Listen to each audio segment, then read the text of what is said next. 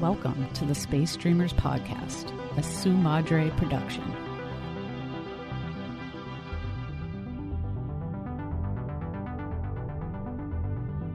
Welcome to episode... Oh, shoot. 14 maybe, or 15. Welcome, everyone, to the latest episode of the Space Dreamers Podcast. Perfection. Okay. Thank you to my gracious co-host for bringing us in. And my co-host this time is, at this point, you're like the short story extraordinaire. Oh, yeah, that's me. This is the third short story collection you've done out of 4. So Heather is the guest today. Hello. Guest co-host.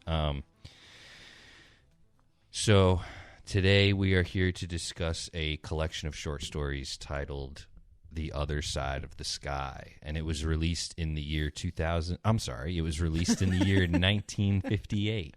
Whoa. I don't know why I was about to say 2000. And okay, so last episode was a collection of short stories that was published the year prior in 1957. It was called Tales from the White Heart, and it was a different one. Do you know anything about this? You probably don't. What? So Tales from the White Heart was a interconnected collection of short stories that I never knew Clarke ever did that. Oh. Because my whole experience of reading Arthur C. Clarke short stories comes from that giant book right there. Oh, yes. That's been in print since before I became a Clarke fan. So I never, ever had a need to read a collection of short stories. I just read them out of that big book. So I never knew that Tales from the White Heart was an interconnected collection of short stories. And the idea in Tales from the White Heart is that there is a guy named Harry Purvis, and he's in a pub called the White Hart. Okay. Telling stories that no one believes him. So he's telling everyone's drinking, and he just tells these stories that are always about an inventor who invents some type of scientific thing, but something happens where the invention is lost. Okay. So there's no way to prove whether this guy is telling the truth or not. So how are they in? How are those stories in this book? Are they in this book all together, or no? Which is weird. That is weird. weird. We talked about that. Probably shouldn't have done that. They're very close to one another, but they're not together. They should go in order, because as it goes, like you get to know this Harry Purvis guy. Even though you could technically read the stories that he's telling, they're their own things, right? It's cool that he. So anyway, but the point is, you can't have any crazy interstellar alien type crazy shit if it's a guy telling a story that he expects people around him to believe. That's true. So that's what was nice about The Other Side of the Sky, is that we're getting the other side of the Clarke short story canon, which is the deep thinking, deep space, super far in the future, mind-blowing science fiction. Yeah. I do feel like I have no idea of like time. There's no sense of time in any of his stories. That's something that I think. It's like things go on forever. And a lot of it's about like history and like, like in one of the stories that we read this time around, people are traveling and then they're asleep because it's taking them hundreds of years to travel. Right. So that's kind of an interesting thing about this, I think a lot of his stories that I've read. It's funny you say that. Did you read this story All the Time in the World? No. Ah. No, that's not one of the ones that I read. Because that's the opposite of what you just said. Oh, okay. It's about a device that allows you to freeze time. Whoa. So I think in that story, in an Adam Sandler movie? Yeah. Called Click. Yeah. It's also in that movie Stop Watch or Stop Clock, Stop Watch Stoppers.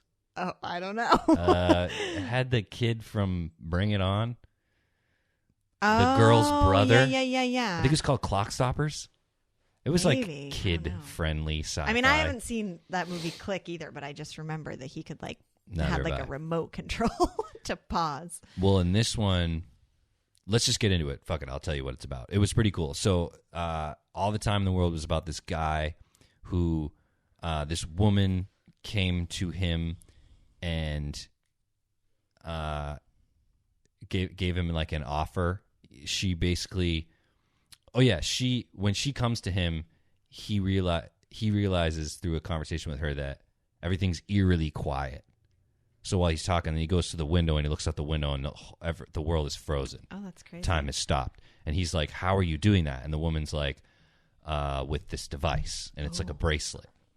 And basically she says, I'm going to give you this bracelet and you're going to go and you're going to rob all these museums in this city. Give me all these priceless artifacts and works of art. Yeah. And then you're going to bring them back to me, and I'm going to give you a bunch of money. And he's like, how the hell can I do that? She goes, with this bracelet. We freeze time. He goes, because he is a thief, so he knows these places. He's like, that place's alarm takes 20 seconds. There's no way I could do it. She's like, well, I have this device. And he goes, okay. So then he goes around, and there's a lot more details in this, but I just want to tell you quick because it's cool. So then by the end, when he's done doing all the things and he meets up with the woman again, he sees that she's very like tired looking and like run down, and he's like, first of all, what is this bracelet thing? Like, how are we able to stop time? And what the hell's wrong with you? And she's like, basically you learn that she is an alien consciousness controlling the body. So the body, like the woman that he's looking at, is just an Earth woman whose mind is somewhere else. And he just commandeered the body, similar to the box. Yes. Except this woman, I would assume, was alive. But anyway, we'll get into that later. So it's like an alien entity using her body. And actually, it's crazy. So the aliens know, right? The aliens were planning on this event to take place on Earth, that they had to collect all these artworks. Okay. So they're like thousands or whatever, hundreds of light years away, the aliens. But they send their consciousness to Earth. And it's cool because it's not magic in that, like, using human hands, they built the bracelet, and using human, like, things here, but with their minds. You know what I'm saying? Yeah. Does that make sense? Yeah. So it's not like they, like, teleported the device here. They had to actually build it here in order to use it. And so the reason what they're doing is, so the guy then tries to trick the girl. He tries to be like, okay, I don't want any of that money. Like, you can have all these artworks that I just help you steal, but I want the bracelet. And she's like, all right, fine. You can have the bracelet because we built it here. We're hundreds of light years away, and your planet, bro, is about to get destroyed. Oh. Why do you think we're collecting artworks? She's like, we're collecting artworks to collect all the amazing things that humans created while they existed before now we know that you're going to get obliterated by your own son. So the guy, when he learns that, he keeps the bracelet on, and then it ends by saying he had all the time in the world. Meaning literally all the time in the world, because the world's going to explode. Yeah. So all the time is literally just all the time in the world. You know what I'm saying? So wait, was he going to like pause time before Earth explodes? Well, or whatever happens to it? He didn't know Earth was going to explode until he tried to blackmail the alien. Oh. And the alien was like, you can keep that bracelet because we don't need it anymore. Like, we just concluded what we were just trying to do. And, like, so you have to understand, like, he has to live in frozen time, because if he doesn't, the world blows up and he's dead. Yeah, so he has to live alone in frozen time until the world explodes, I guess. It was cool. Yeah. It was a good one. It's kind of creepy. I don't like it. I don't like the idea of it. Yeah. So, all right. So, why don't we just get right into whatever you feel like talking about? So, I read the whole book. Heather read, I read half of the stories. I just figured out. Heather read half the stories. And this time we intentionally made it so that she would read the longer ones. Yeah, I read the meteor. Yeah. Oh, well, meteor, as in like a lot of meat to them, not a meteor. Yes. It's flying through the sky. Exactly. So the first one that I read was the title track. All right. The other vignettes. Okay, have you ever come across something like this? What? Well, something maybe you wouldn't see it. So in my book, but it was broken into the little parts. Yeah, it's like 6 super short stories within a short story. Yeah. And it's almost like what I had said, the interconnected short stories. Yeah. Like, that's what these are, just on a much smaller scale, because it's like 20 pages. Yeah. Whereas Tales from the White Heart, it's like 160 pages of all these. But anyway, you get You get what I'm saying. Yeah. So hit it. Tell me what you think. Yeah, so this one was like little snippets. Yeah. And I'm trying to like look at my notes. Like I thought it was cool, like the part with the canary. Yeah. And the funny thing about it is like as soon as he talked about the yellow canary, I was like, oh, wait, there's something. Yeah. And I couldn't remember, and I was like, oh, I'm going to have to look this up. But then he tells you in the story, he reminded me that they used to bring them down into mines. Right. Because they could, what could they detect? They pass out if there's limited oxygen. Yeah, okay. So anyway, basically the canary does the exact same thing in this story. Like he saved them, and it was just kind of cool because he said like when all of their equipment failed to tell them that something was wrong, this canary did it for them. Because I think the canary just like had, I guess, passed out or something, and they were trying to make him figure out what was wrong with him. And then someone thought of it. It might have been the guy who's telling the story. Was like, oh my gosh, like I just realized something's wrong. And I thought that was really cool because I think it's like, it's just kind of neat that like he, Arthur C. Clarke can write all these stories about like the future or all these crazy, things that he makes up in his mind that are invented or, whatever.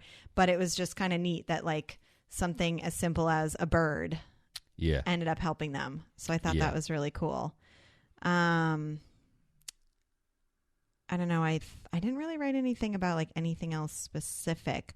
But I thought it was kind of cool how at one point when something was happening, he said anything unusual in a space station demands instant attention. And I just feel like that's one of the reasons why like being in space must just be crazy. Like if anything goes wrong, anything is weird, it's like life or death. Yeah. Yep. So I thought that was like a very true thing too. And then I wrote down a question. So like what happens to sound in space? There is no sound. Yeah. Okay. Because there's nothing. Well, I wrote no air to carry it. Yeah, because sound is like things like it vibrates off of things, and there's just nothing to carry. Yeah, there's nothing to carry the sound. I don't know the scientific reason, but because at one point they were talking about the absolute silence of the empty void, and then I was like, oh, yeah, what happens to sound in space? Yeah, there's just nothing to carry it. That's so weird. Yeah, like no sound. That's interesting. Yeah, but you know what? You know what's even weirder to think about? What? That like sound only exists because you have the ability to detect it. Oh, yeah. Right? It's kind of trippy, right? You have this like the smallest bones in your body are in your ear. Yeah. And like your ear is just a thing that is designed to pick up sound. So if you didn't have ears, like would sound exist? Well, isn't there that whole question that, like, if a tree falls, how does it go? And if a tree falls in the woods, does it make a sound? Yeah. I mean, I guess it does, though, even if no one's there to hear it. But if a tree falls in space, nope, does not make a sound. No sound, whether there's someone there or not. I wrote something really weird at the end of this. I wrote, so now he has a kid going to space. Yeah, that one was... What? That was all I wrote. Did he have a kid at the end of the story? Or why did I write that? Well, yeah, because the final vignette was about I wrote kid goes to space when his father says no, but then the father dies and the kid has a kid and that kid says goodbye to his father to go to Mars. It's like kid inception. A kid within a kid within a kid. Well, yeah, that's what like having kids is. So apparently I was something about that was confusing. No, me. Dude, I mean it's the standard like the kid didn't go to space because his dad told him not to, and then his dad died, and that kid grew up, had a kid, and then he's not going to be he's not going to be an asshole dad. He's going to be a nice dad who lets his kid do whatever he wants. Maybe that's what was going on. But okay, of the other side of the sky, dude, easily my favorite story was, I mean, based on what do you think is my favorite of those ones? I don't know. I'm trying to remember them because this was one that I read a little while ago. Well, I'll just tell you, it's the only one that's like not light. So I think all these vignettes are very light. You know, there's not.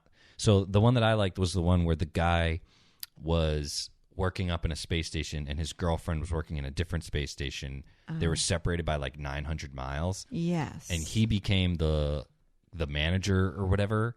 So he was able to commandeer these little space rocket things to go visit her. Oh, yeah, but he was doing it against the rules.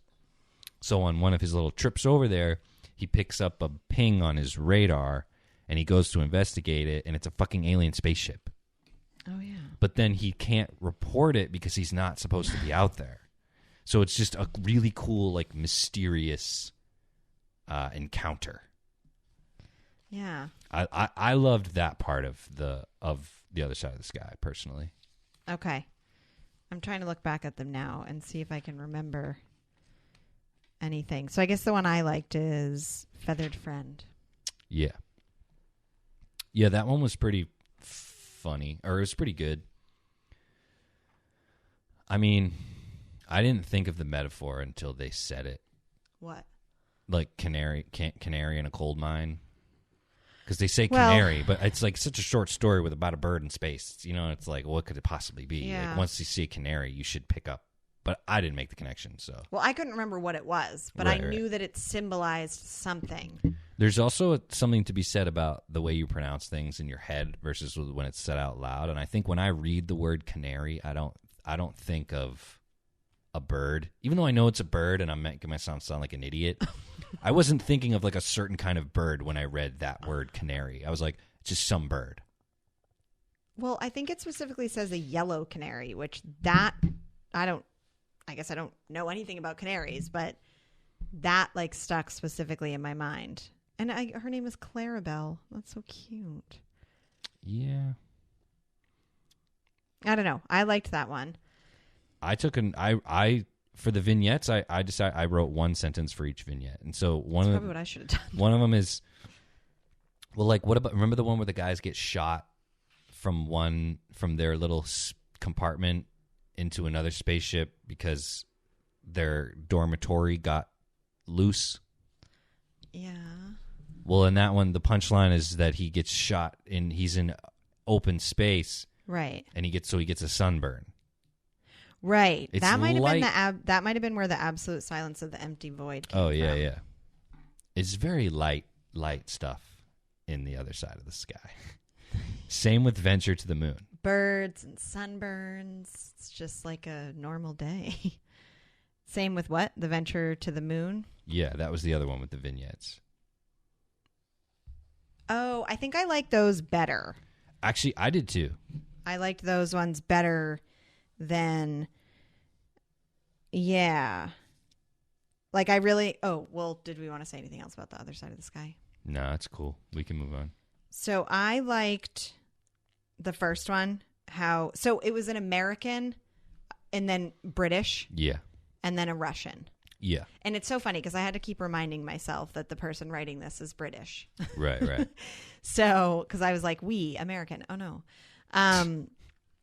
So I loved that he was talking about like right before the 3 ships took off, they were like all going to like orbit for however long and then take off at the same time. And then his like superior or whatever was like, I want you to take off just a little bit sooner before the others. Yeah. And then, so he does it and he's like struggling with it. He's like, I feel bad about this, but like, I got to do it. And then when he does it, he realizes that the other 2 ships also had the same plan. Right. So I loved that. So then he talks about how they land almost exactly at the same time. Yeah. So I thought that one was really good. And that, I mean, that just basically, I think maybe part of it is just that I liked this narrator. Yeah. And I think that's that's just like a really good opening. Yeah. To like the tone of the whole story, you know? It's like it's before we went to space. It's when people in the world were like excited about the prospect of going to space and like it would be an adventure. Whereas then that's just not what it is anymore. Because I guess we're a little more jaded now, and we know how ridiculously difficult and expensive and that an endeavor to go to the moon and just to hang out in space. It's just very expensive. Well, but I think that it's, it's interesting because here we are. We're all humans. We all live on the earth, and like us as a race, just like going as human beings, just going to the moon. Like, I love how these astronauts they were like kind of in it together. Right. And then, government or whatever has to be like, oh, no, like we want to be there first and like we want to be better. Yeah. And that's just kind of like it's just kind of too bad. Yeah. And in real life, all the people who took humans to the moon and to space had to, no matter what country they're from, Germany, the United States, Russia, they all had to get through World War II designing weapons because that was all they were going to get money for. Yeah. These people who just wanted to go to the moon. It's like, I want to design a rocket to go to the moon. But I'm a scientist. I don't have any money. I need research money to do that. And the government's like, well, we're in a war, so you're going to make missiles. So then once the war was over, then these guys were like, super excited. They could finally do what they always wanted to do. Right. So, yeah, it's like, I mean, I guess whoever has the money is the one who's making the decisions, but I don't know. And it seemed like they were all up there, and it was kind of like a camp or something. Like they were all up there together. Yeah, it's just that's like just hanging out. That's just Clarke's like just utopian view of the future that just never happened. But like I did like the Robin Hood story. I did too. Just only, and not even because of the story, but because like I just like how what it really it's like a story to explain why there's a random place on the moon that's named after Robin Hood. Yeah. How at the end it's like Sherwood Forest. Yeah, there's a place on the moon called Sherwood Forest. Like that's so cool. But is there really a place on the moon called Sherwood Forest? No. Oh, okay. Well, I was like, wait, does this have something to do? I was like, I wouldn't have known that. No. That's one thing that when I read these stories, I'm like, is this real? I just don't know enough about it. Or and with these, maybe some of this stuff wasn't real when he wrote it, but it's exactly real now. But I did like that one. But what does FRS mean? Like that story was called Robin Hood FRS. What does that stand for? Royal Service, something Royal Service. Okay. I would guess. Let's look it up. Well, I thought that was cool, like how he was like, oh, there was this one guy that was really good at archery. And as you're reading that, you're kind of like, okay, like, wait, what? And then it just, like you said, like it just how it tied it all in together, that like then it just their supplies. So like they're all up there on the moon and they get supplies like sent up to them. Is that right? Is that what's happening? And their supplies landed like up on a mountain or something. And then it was starting to get late. So they couldn't get to the supplies. So there was Friendly this guy. radio service. Oh. Sorry, okay. continue. So there was this guy who was really good at archery.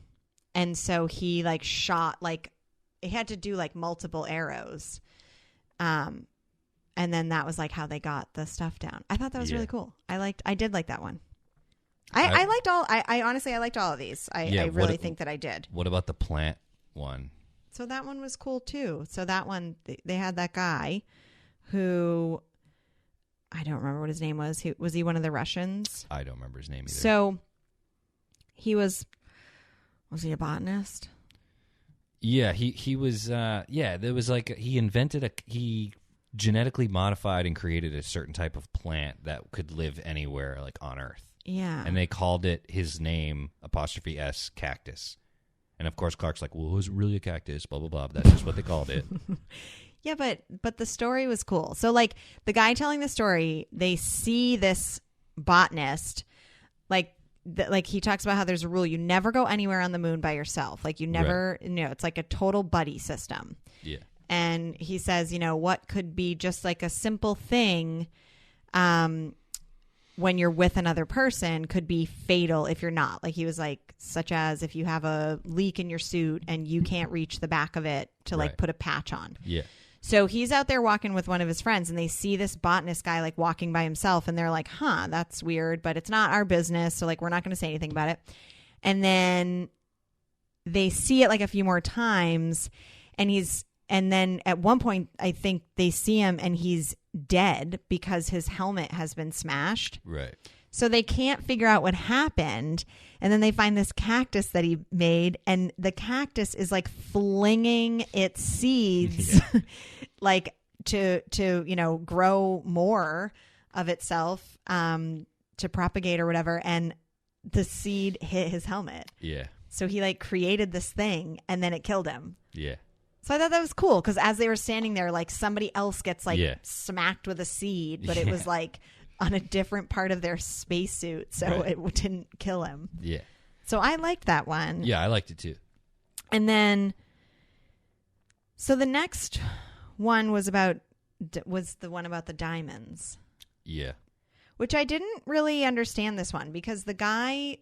he couldn't buy his wife diamonds, so he decided to be like the diamond expert of the world.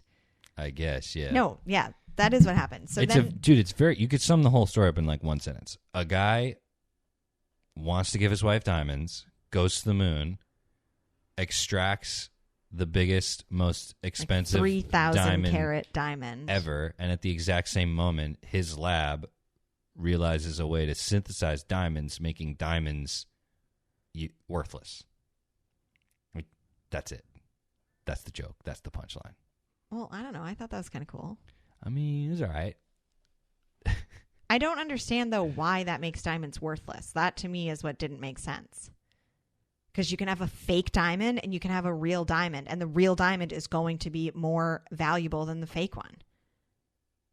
Good point. So that, to me, is what was kind of weird about this story. Well, I think maybe Clarke explains that they're trying to make indistinguishably.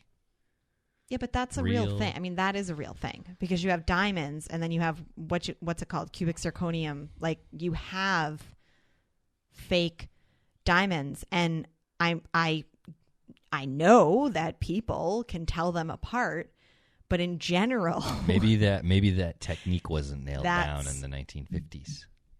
Yeah. I don't know. Yeah. I mean, so anyway, and then the wife divorces him. Yeah. He's having a rough day. And then there was a story about fireworks that spelled out Coca-Cola. That was pretty good. Yeah. Well, because I was story. Like, it was like, I like the part when he was like, and it spelled out a certain like soft drink name that I don't need to give any more publicity to. And then later on it was like they had a hard time with the L's and the A's, but the C's and the O's were great. And so you're like, oh, okay, it's probably Coke. Yeah. So I thought that was kind of funny. That one was super cool because it was like they were just gonna do like a fireworks display on the moon. That the whole point of it was that it would be visible to the entire half of the Earth that was facing the moon. That was nighttime. Right. And it's really pretty brilliant that like they explain that someone was paid off to make it so that the fireworks looked like Coca-Cola. Yeah. So and then it was up there for like a really long time. Yeah, the entire world, the entire half of the world and the rest of the half probably on TV were watching the moon. Like you literally had every single possible eyeball to advertise to, and they pulled it off. And I just thought it was really clever. And he does make a point to say, like, whoever did that clearly lost his job, but he was not going to be hurting for money. Oh, yeah. Because he clearly got paid off. Yeah.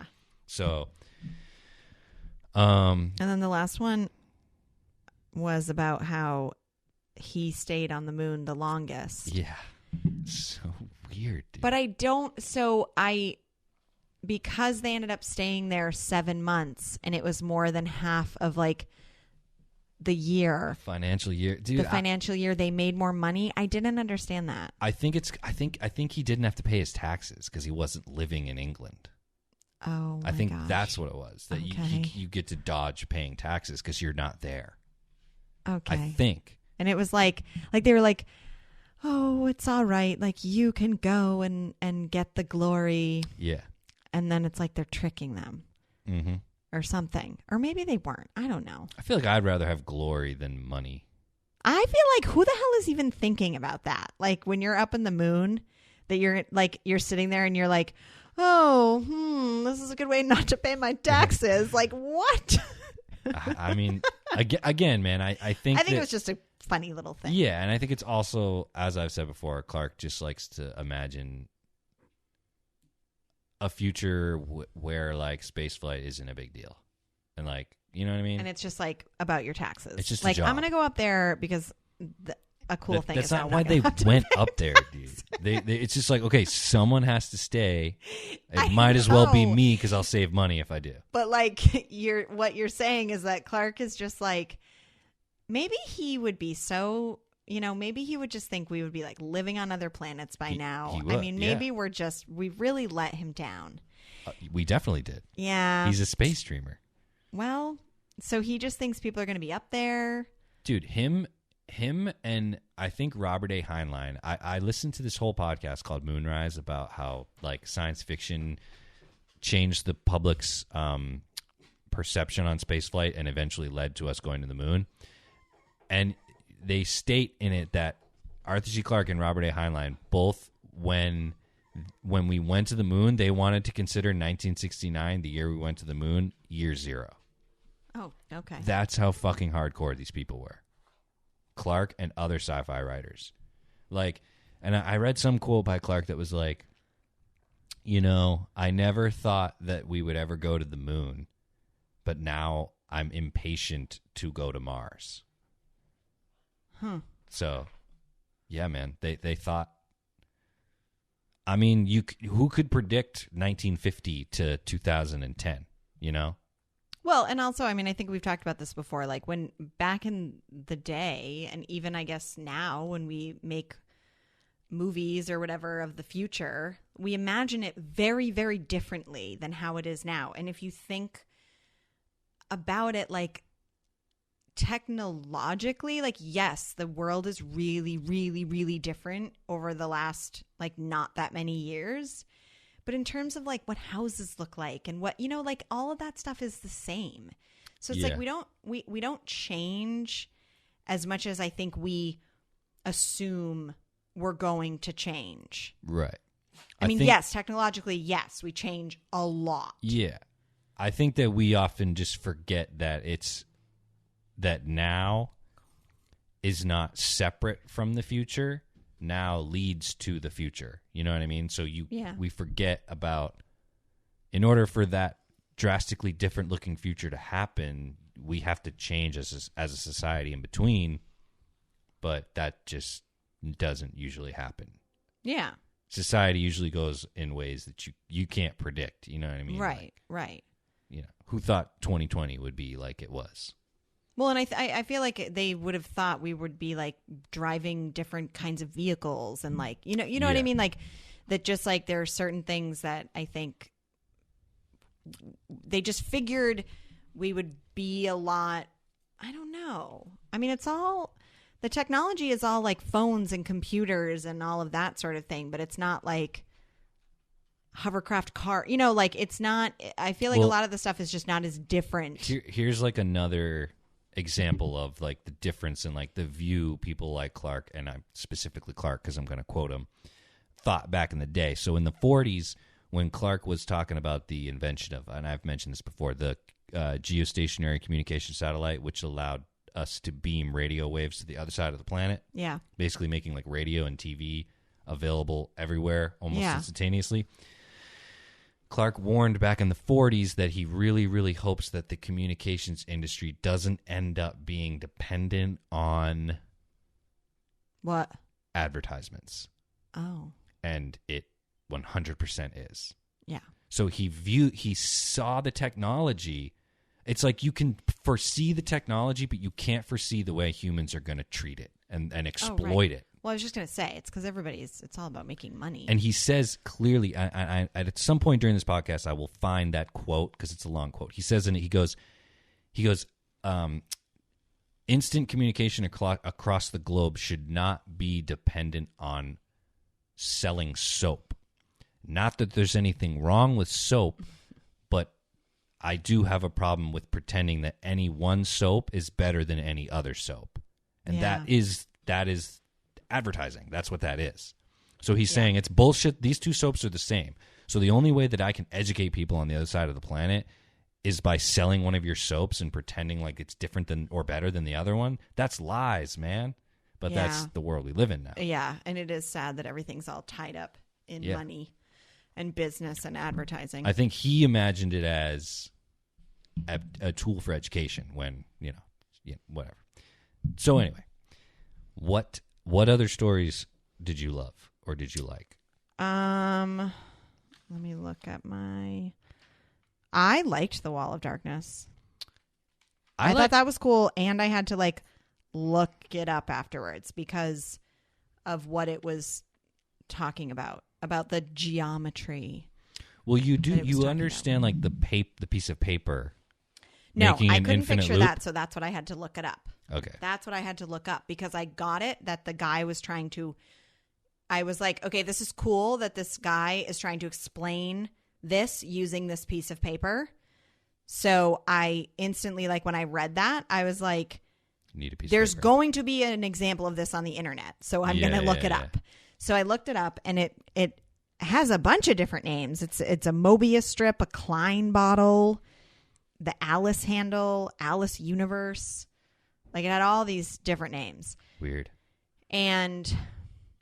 But I thought that was kind of cool. And I also, I feel like as I was, so to me that this story was kind of like a fairy tale. It kind of read like a fairy tale. Yeah. In a way. And then as he was walking on the wall, it was weird. I kind of figured out what was going to happen. And I don't know why. I kind of was like, he's just going to end up back where he started. I thought that was just I don't know what made me know that, but I thought it was kind of cool. And then the guy trying to give the example to the friend with the piece of paper, I was like, I don't really get this, but I'll just look it up afterwards. Yeah. And I mean, sure enough, it was really easy to find.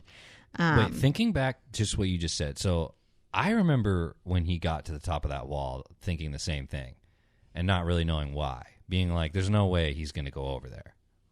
And I think going back and forth between the teacher guy. I think the reason we assume that when you're reading that book is reading that story is because the whole story is build up. Yeah. So what could you possibly build up to that would be satisfying? Nothing. Yeah. So you can't have him go over there. You know what I mean? Yeah, but it's just cool that, and I don't know why that would cause people to go mad because that's what they said. Either. But I thought it was cool that there's nothing beyond the wall. The wall it just is what it is, and then it takes you back to where you started. Yeah, it was kind of cool, and I love that you guys are actually talking about this in the episode that I was listening to today. Everyone was just oh yeah, that's the wall and you can't go over it. And then finally this one guy was like, I want to figure this out though. Yeah. And then just happened to meet the other guy who was an architect. It's extremely similar to that story. Okay, yeah. And while I was reading it, I was like, this is basically the City in the Stars, except it's like a wall. Well, and I mean, that is a concept that is used a lot. Think about someone says, oh, I don't want to accept this. I want to know what's going on. But what about the movie Stardust? Oh, remember there's a wall. Yeah. And remember that whole part in the beginning of the movie when he's the old man stops him and he's like, why can't I go? It's a wall. Or no. He's like, it's a field. Yeah. He's like, you can see over there. It's just a field. But it's just not. Funny. Yeah. Yeah, I've said this before, but it's just, I read so much Clarke that when you meet a familiar setup in a story, it's just like, I don't know, I think so that's you just a great, felt like you'd read this before? And honestly, same with the Songs of Distant Earth. Like, that's a novel that, like, the story of the Songs of Distant Earth is like a full, like, 300-page novel. Oh. All about the same planet, the same things, all about the same stuff. So while reading that short story too, I was just a bit like, I know everything about this already. Yeah. But anyway. Well, he wrote so much. Yeah. That ideas are going to overlap. True. I guess. Yeah. But yeah, so I liked that one. I liked the way that it read. It yeah. I liked I remember the flow of it, yes, I guess. I remember in the beginning I was just like, okay, I just want to know what's on the other side of the wall. But then as it went, like, but then the most interesting part of that story to me, surprisingly, was the whole plan and execution of building that ramp. Yeah. Like, that was just interesting. Well, yeah, and then at the end they were like, we got to tear that down. Yeah. Like, it took 7 years to build it. Yeah. Only, what was his name? Like Shervain or something? Yeah, I don't know, dude. So like, and maybe I was imagining this wrong, but it sounded like when he got to the top, there was like a little platform or something that like brought him up. Yeah. And he was like, it's really important that I'm the only one because people go mad. Right. And I was like, okay, or you just want to do this. And then, there's all this like build up of like getting this all together and putting the plans together and then doing it. And then, I don't know, does it say how long it took him to walk around it? Like to walk and then come back to where he started? Can you imagine his friend? He was probably like, what'd you see? And he's like, I didn't see anything. I'm just back where I started. Wait, hold on. Time out. We're going to have to get into a deep discussion here because I thought that he just decided not to and just turned around. No. He walks the entire length of the wall. No. I don't think it's that he turns around. I think it's that the setup of the thing, the setup of the wall, it leads you back where you started. I'm pretty sure that's what it means.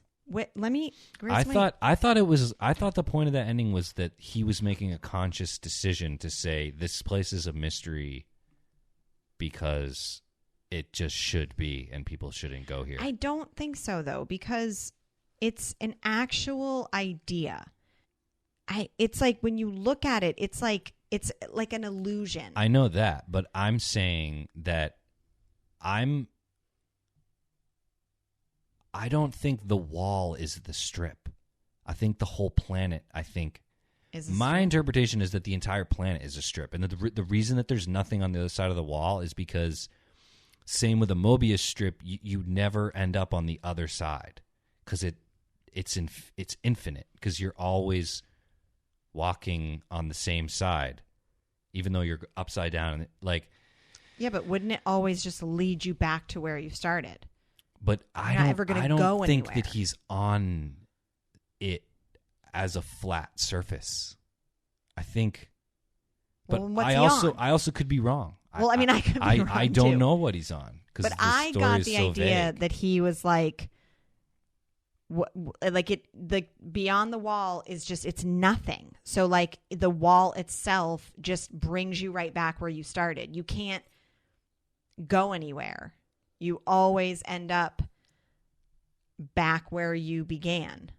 Yeah. I mean, that makes as much sense in my brain as my own theory. Well, I also wrote literally the story is a bit too much for my brain. Because I do feel like I was up until he gets on the wall. It's a normal story. It's like completely normal. And then, it has him doing it, like walking on the wall, and then that smart guy explaining the wall, like they're happening at the same time. Right, I don't know. right. Maybe, I don't know. I don't know either. Maybe it is just open for interpretation. I literally was like, I think I Googled like, you know, the wall of darkness. What is it, or something like that? I don't know. And right away so maybe I just Dude, don't I understand also it. don't understand it. Like, is the planet bisected by a wall going around the entire planet? Well, I don't get know. it. I don't get it.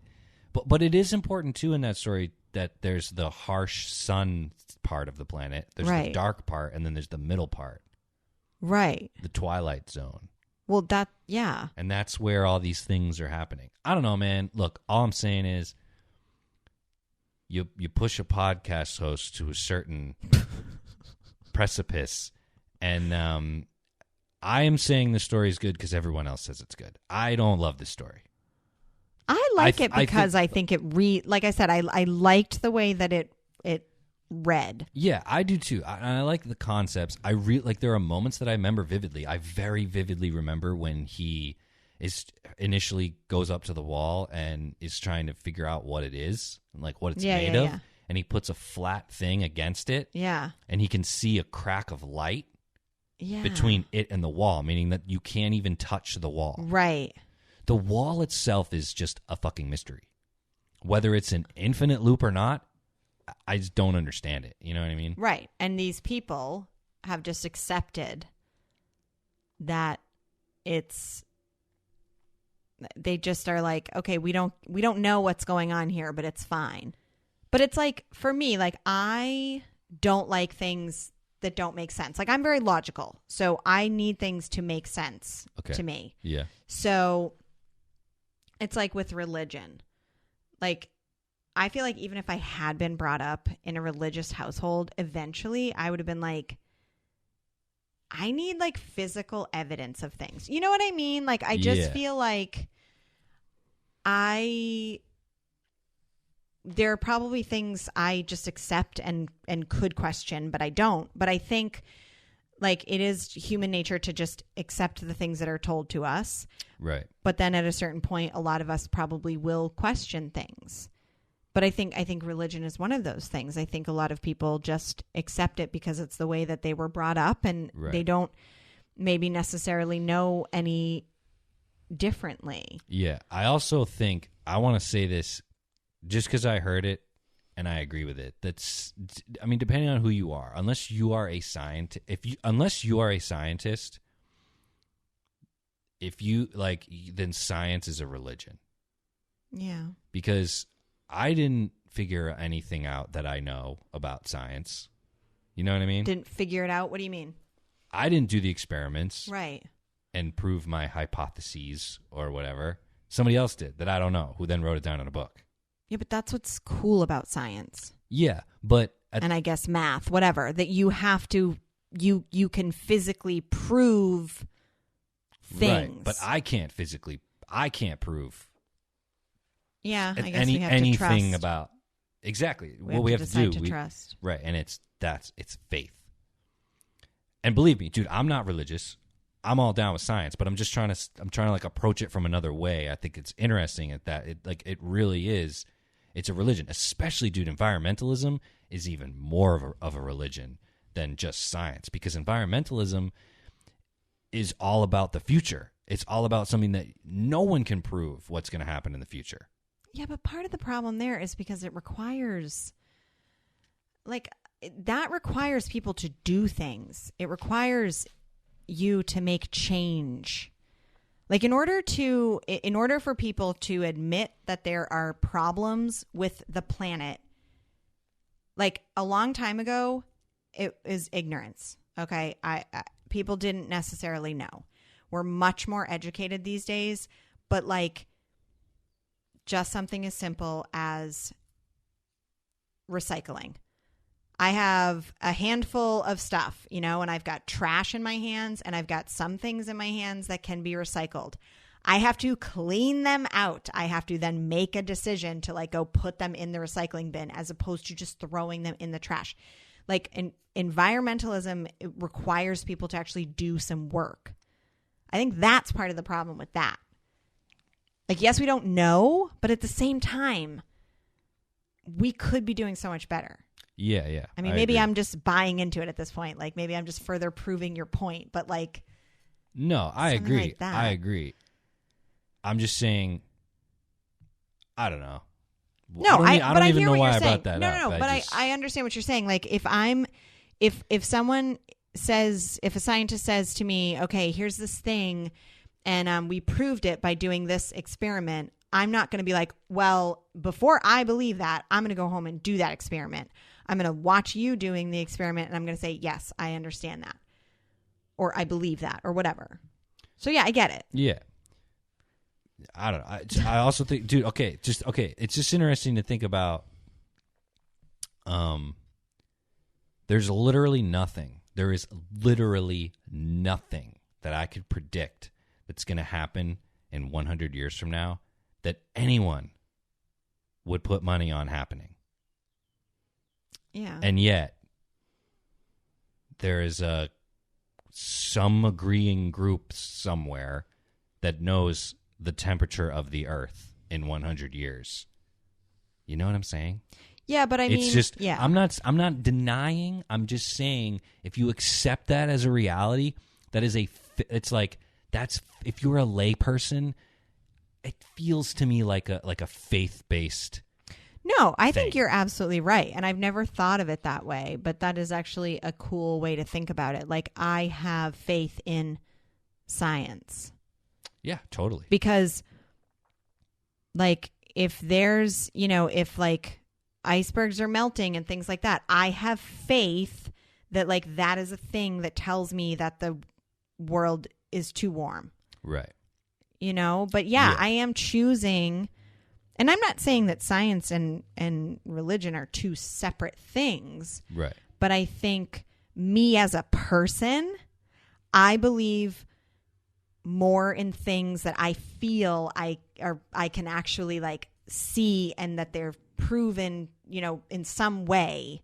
Right. Whereas I've never seen like anyone prove that there's God, and I would say that I have seen what I would consider, not proof, but like makes me think that there could not possibly be a God. Right, right. So I've seen like evidence to the contrary. Yes. I think it's I think it's a very interesting way to put it. Like, I've never thought about that before. I have faith in science and scientists. Yeah. Like, there's like those signs. I think there are signs, in our heated political world that we live in that are like, I believe in science and equality, blah, blah, blah. It's like, if you put that word believe anywhere. That's interesting. That's faith. And then one more quote for you about religion. I believe Bill Maher said this. Faith is making virtue of not thinking. Okay. Which is, I like that quote. If you put faith in anything, by saying I have faith in that, you're literally saying, I'm not going to think about that anymore. I'm just going to have faith in it. Yes, and you're kind of allowing other people to do the work for you. True. But anyway, okay, let's get back into these stories. Okay. What else did I read here? Like, what else? I read Cosmic Casanova because I just I had to know. Yeah. I had to know what that was going to be about. And it's about... That one's funny. I like that one. It's about a ladies' man. Yeah, and it's got... it kind of reminded me of Peter Quill, Star-Lord. Oh, yeah. He kind of had like a Star-Lord quality. Yeah. And it has a classic, like, punchline ending. Well, yeah. And so I have to say, reading that story, I was like, I knew something was going to be wrong. Yeah. Like, I was just like, what's going to be wrong? So he's like a scout or something. I don't know. Yeah. He's out traveling all around. He's and like he talks about... He's like cataloging all the stars and planets in the universe. And he stops along the way, and he gets, has some lady friends. And then, so correct me if I'm wrong about this. So he didn't bring pictures of like pinup models, so he drew them himself. Yeah, dude, I don't even know. It's like, okay. That part seemed So useless. he gets this like signal or something from a planet. Yeah. And he cannot talk to the people because their English has evolved so much over thousands of years. Yeah, 5,000 years, they say. And that I thought was kind of cool because it made me think about like Old English and how there's certain words that obviously we don't use anymore. So how much would a language change in this amount of time? Yeah, and it's important to point out that he knows that these people are originated from Earth. Yeah. But haven't been in contact with Earth people for 5,000 years. Right. So then they get this lady who's like some kind of an expert. She's like a translator or something. Yeah. So she can speak the most English that's similar to what our main character can speak. And so, of course, he's like, oh my gosh, I'm like in love with this woman. And because he can see her on the vision screen, right? Well, yeah. So at first he can't. So at first he's in love with her voice. Yes, and he's like, oh my gosh, she just has like the most beautiful voice. And then when he sees her on the screen, he's like, oh my God, her face is like almost as beautiful as her voice. Yeah. So then he's just like, oh my gosh, I can't believe this. And then they come up with a plan that she has to come onto the ship like before anybody else. Yeah. And he's like, I tried to get 2 hours out of her, but she was like, no, they'll be suspicious. We can only have one. Yeah.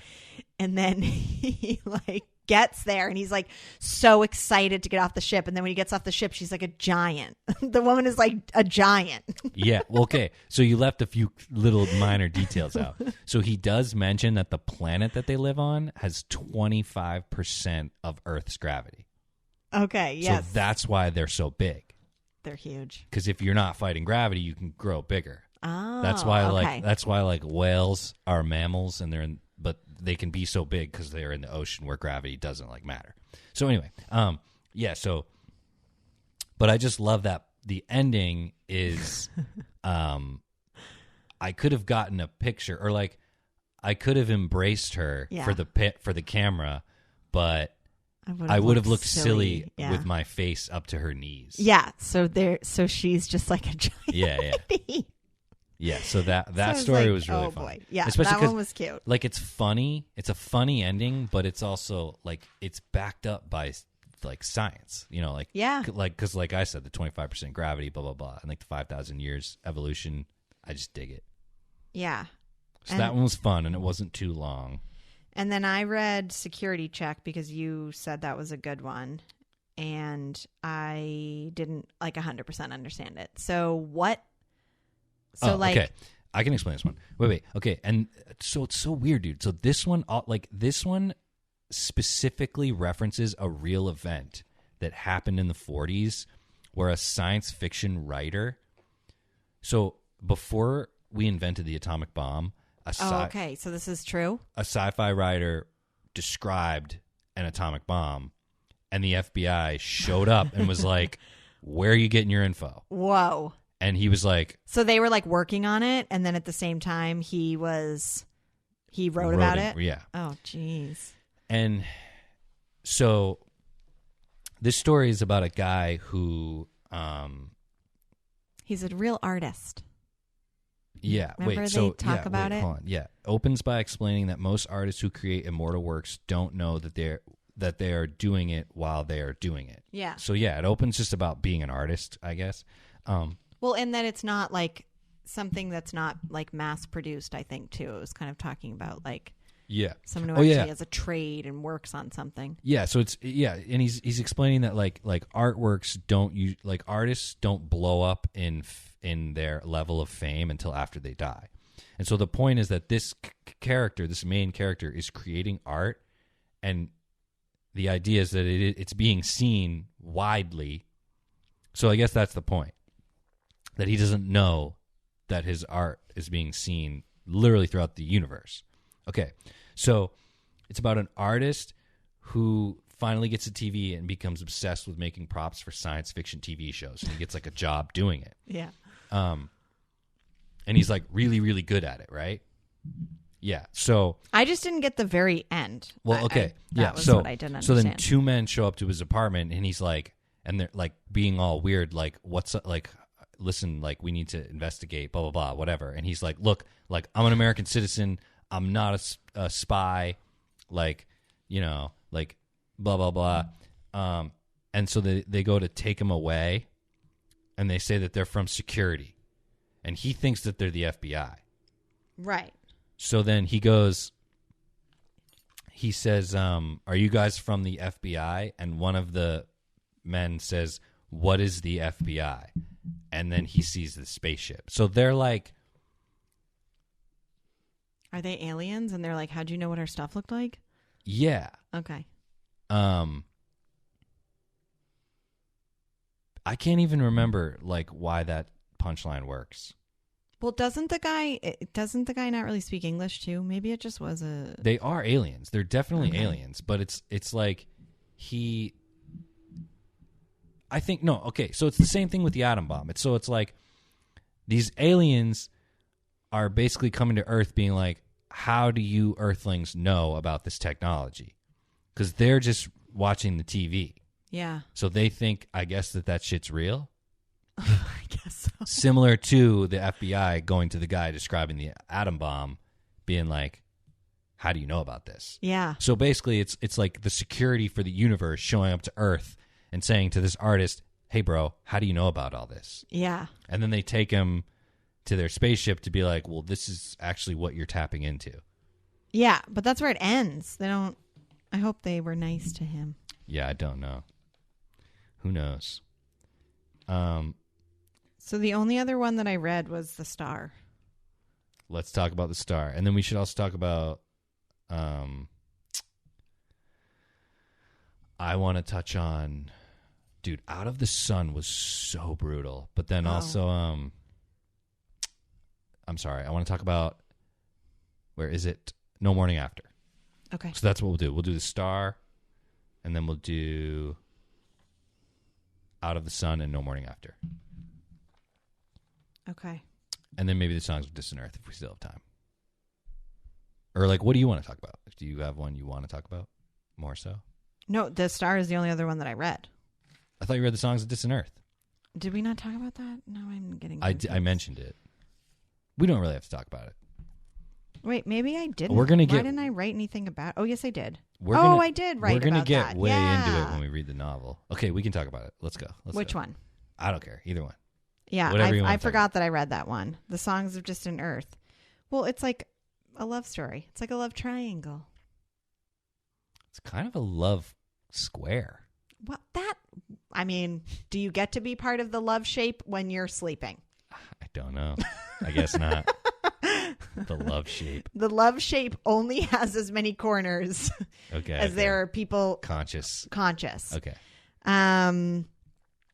Yeah, I mean, I think that this story also kind of like brings up sort of the idea of like what's better, like being settled and like being happy just being on your planet, or they kept calling it an island, which I thought that was weird. It's just an island on a planet.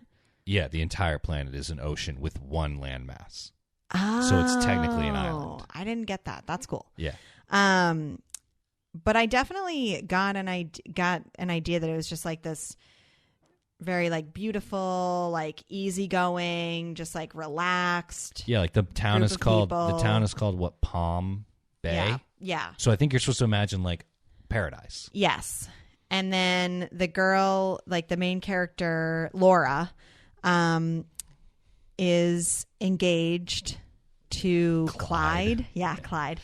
And she's like just really happy and everything. And then this ship lands there, and the people, it's like, so the people get off the ship and it's like love at first sight. Like she sees. Wait, you're leaving. I feel like you're leaving so much out. Well, I'm just. Are you giving intentionally? I'm just giving a. Well, you have to explain overview. that they're not on Earth. Oh yeah, they're not. No, you just said they're on a planet that's all well. Okay, but they're from Earth. That's important too. Yeah, they're from Earth, and this is another story where like time is just. I can't even wrap my head around like the time in this. Yeah. So like people left Earth, Yeah. And then so these are earthlings, earth people living on, and I don't know how you say it. Is it Thalassa? I don't know. Thalassa. I don't think it's You know what TH. you know what I dislike more than most things in this world? What? Fantasy books and their fucking stupid fantasy names. Well, yeah, but this one was I like hate Leon, them. Laura, Yeah, Clyde. and when you mix them, dude. Okay, and like I know it's easy to make fun of certain things, but like, and I know it was a trend and it was a fad, but dude, the dumbest name in all of literature is Katniss Everdeen. Yeah. Just like there's that genre of literature where like, and Clarke does but it at too. least Katniss Everdeen, you could read it and you could say it. Yeah, but it's so like. But then there's also hipster real and actual lame, names. dude. Like I remember, the first interaction I ever had with Harry Potter was trying to read it out loud to a kid I was babysitting for, and I was like, "What the fuck is this girl's name?" Yeah. Like Hermione. That's I think like a pretty normal name. I think maybe not for Americans. Yeah. But that's not like a made up name. I just don't like made up names in like fantasy stories. It's just so it's like. Yeah, but that's also because we're used to reading words, dude, and when you put a bunch of weird letters together in a weird word, it just interrupts the flow of reading. It's a problem. I mean, yeah, I don't like that about reading either. But and when I read that book, Cersei, I was like, I don't know how to pronounce any of these people. I didn't even know how to pronounce the name of that book. Like, nice. So every time, and then I would. So yeah, I totally hear you, but I think it was like Thalassa. I don't know. It starts with a TH. Are you? Yeah, but I don't. Why are you saying "t" instead of "th"? And this is my because point. It's like, that's why stupid. are we even Thalassa? That sounds ridiculous. I don't know, man. Okay, I don't know. I was saying Thalassa maybe just because it was easier to say. But anyway, so the ship comes down, and a really normally named person named Leon gets off. Yeah. And he like sees Laura and Laura sees him, and they're just like in love with each other right away, which obviously is a problem because she's engaged.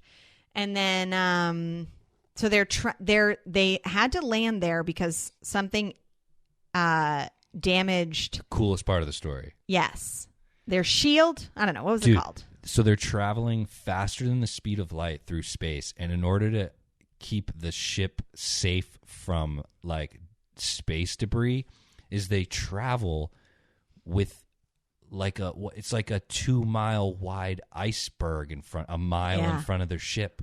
Super cool. So weird and crazy. So then it's like pretty perfect that they landed on this planet. They probably did it on purpose. Maybe they just looked around.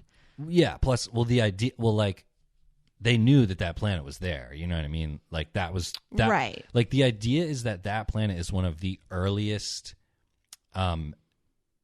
expeditions from Earth. Do you know what I'm saying?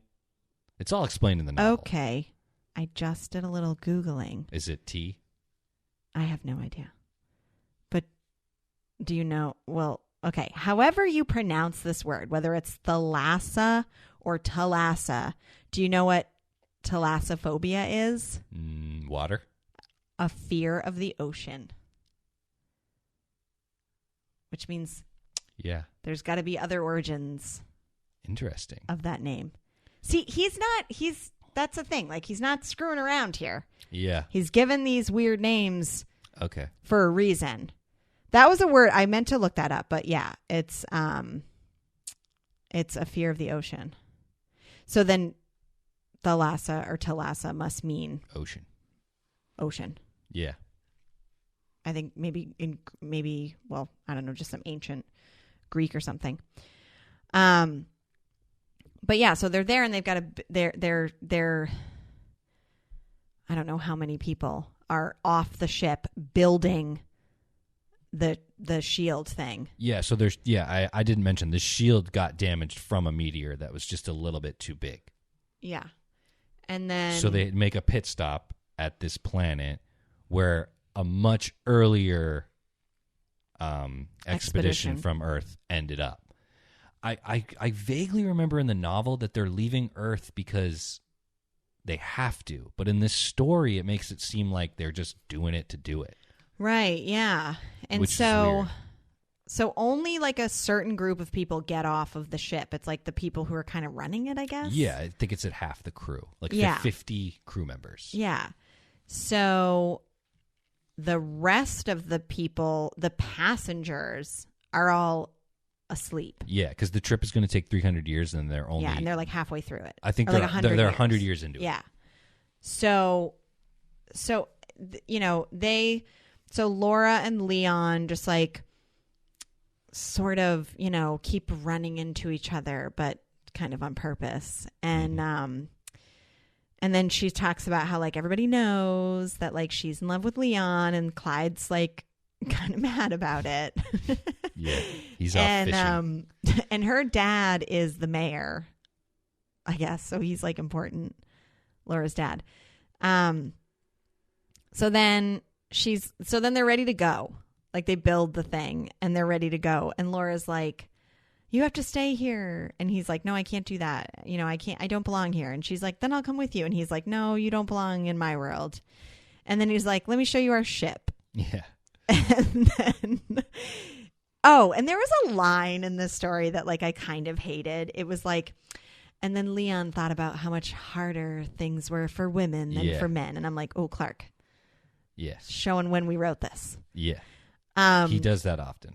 Yes. Well, yeah. And I mean, whatever. I can. Yeah. I get it. I'll let it slide. Wait till you hear the episode ACC07 about the deep range. Amy and I get into it. Because in the beginning, dude, so there's a female character in that novel where in the very beginning, like when you meet her, her whole arms are inside the stomach of a shark. Oh. So she's like a fucking badass scientist. Yeah.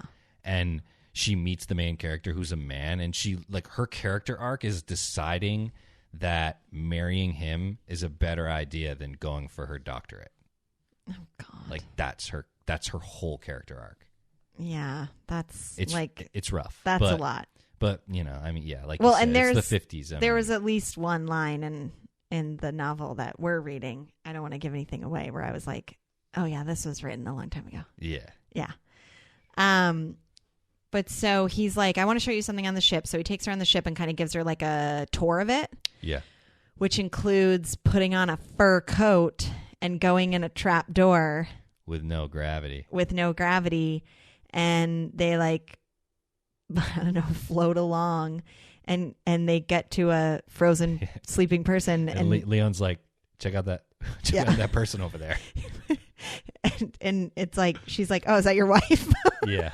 He's like, yep. And then she's also pregnant. Like, yeah. So you find out that you're like, oh, okay, so I guess this isn't going to work out. But dude's got a wife. Mm-hmm. So then she decides that she can't, she's like, okay, I guess we're not meant to be together. I'm going to go back to Clyde. And then, but so I that's where I think like the whole idea of, so he leaves and she stays. And that's where I think the whole idea of like, being an adventurer or being like settled and living, comfortably and happy. I do love two different things. I love that last line, dude. Because especially as a space dreamer myself, I think I definitely like the futuristic, like everything's more advanced for Leon. Yeah. And that sounds awesome. And it's like wherever you're going must be amazing. You know what I mean? Right. But Thalassa is the opposite because it's like more primitive. Yeah, it definitely seemed primitive. And you're living in like this ancient, well, not ancient, this like stock version of paradise where it's like it's like a desert island, right, with palm trees and fishing and then just it's like amazing. But then there's the going off and exploring space with better technology. It's like, which one's better? I don't know. Thalassa seems pretty nice. Yeah, and I think she says something like, when they finally get where they're going, like we won't even be alive anymore. Yes, I do like. Yeah, she says. Yeah, it's like when this woman asleep experiences just one more day in her life, we will be dead and buried for like hundreds of years. So it's kind of cool. Yeah, or like how that woman's pregnant, how she's pregnant, and they say it'll be like it should be the only pregnancy that lasts 9 months and 300 years. Yeah, it's crazy. Which is so weird. Which, like, in no way seems possible. at all possible. Yeah. Because like that just wouldn't work. I mean, I don't know what happens to you when you're sleeping like either. this. It's made up, so who knows? It's like that movie. Have you watched that movie, The Passengers or whatever it's called? Yeah. That's what they're sleeping forever. Yeah, I know. And then that guy wakes up. Yeah. That's a good movie, dude. It does the sci-fi really well, surprisingly. Yeah, I think I think it was weird that people were so upset about that movie. It came out at a weird time, dude, like where like he was just they were both like at their height of popularity, I feel, and it was just but people didn't like what he did. And I think it's like, get over it. Yeah. I don't know. I don't either. But anyway. Yeah, and then The Star, that's the last one that I read. Yeah, let's talk about that. Okay. What do you remember from it? So I don't remember exactly what the people were doing, but they found, I'm assuming they went to a planet, and they found like a monument. I remember exactly what happened. They found like a monument or something with something buried underneath it. Was it like a time capsule? And they found like movies and... Yeah, but the point is that they approach a star that's a white dwarf, meaning it already went nova. Yeah. Like it recently went nova. So we know that when a star goes supernova, it expands. And like we know in our solar system. We as in half of this podcast. Well, I don't know anything about it. I'll explain it to you. You know that the current estimate is that in 4 billion years, our sun is going to go supernova, and like literally the Earth will not exist. Yeah, but what's it going to do? Is it going to explode? Well, it gets really, really big. Oh, God. And then it shrinks. Oh. And from what I read, like when I was in high school, it's literally going to expand until it is the size of the orbit of Mars. Oh. So, like, I have any idea what the hell that is. So, like, the Earth is here, the orbit of Mars is here. So, like, the sun itself will be so big that, like, itself will be bigger than where the Earth is now. No, yeah, okay, yeah. Okay, well, so that's what happened to these people. Well, yeah. So the idea is that these space travelers arrive in this solar system right after the thing went supernova. When I say right after, I mean like millions of years. I mean right after in terms of like the universe. I feel like this should be a saying, like went supernova. Like if someone like goes crazy. Yeah. Oh man, they went supernova. So they arrive and they learn that there is like some kind of vault. On a planet that is as far away as Pluto is in our solar system. So based on that, we know that they didn't live where the vault is. Right. They determined that they realized their planet was going to get destroyed, so they went to this planet way far out and left a vault for later visitors so that they could learn about their culture or whatever. Right. Or just to know that a civilization existed here. Yes. And so then the main character, and this is the best part, he determines the exact date on Earth when the light from that supernova would have reached Earth. And he determines that it's on the exact day that the star, and again, I don't really know the details, but the star that led Jesus' disciples to the house that Jesus was born, they're led by an extremely bright star. And so this novel is this short story is basically saying that that's not some fantasy Bible story. That's like a real scientific thing that happened, meaning that like the sky, Earth's night sky was temporarily brightened by this star going supernova. And that's what happened in that Bible story. And what's even cooler in this story is how the guy, he's a priest. Yes. So the priest who discovers all this shit does not then realize, oh, wait, maybe my Bible is bullshit since I know that was a scientific event that occurred and not some mythical Bible thing. Instead, what he realizes is that God, like, it's too bad that God had to destroy the civilization just so that Jesus' disciples could be led to where Jesus was born. Do you get what I'm saying? So instead of saying this disproves religion, he's saying, wow, God is such an asshole for doing this just to send us a message. Because they find, like, they're like, oh, they were innocent people. Yeah.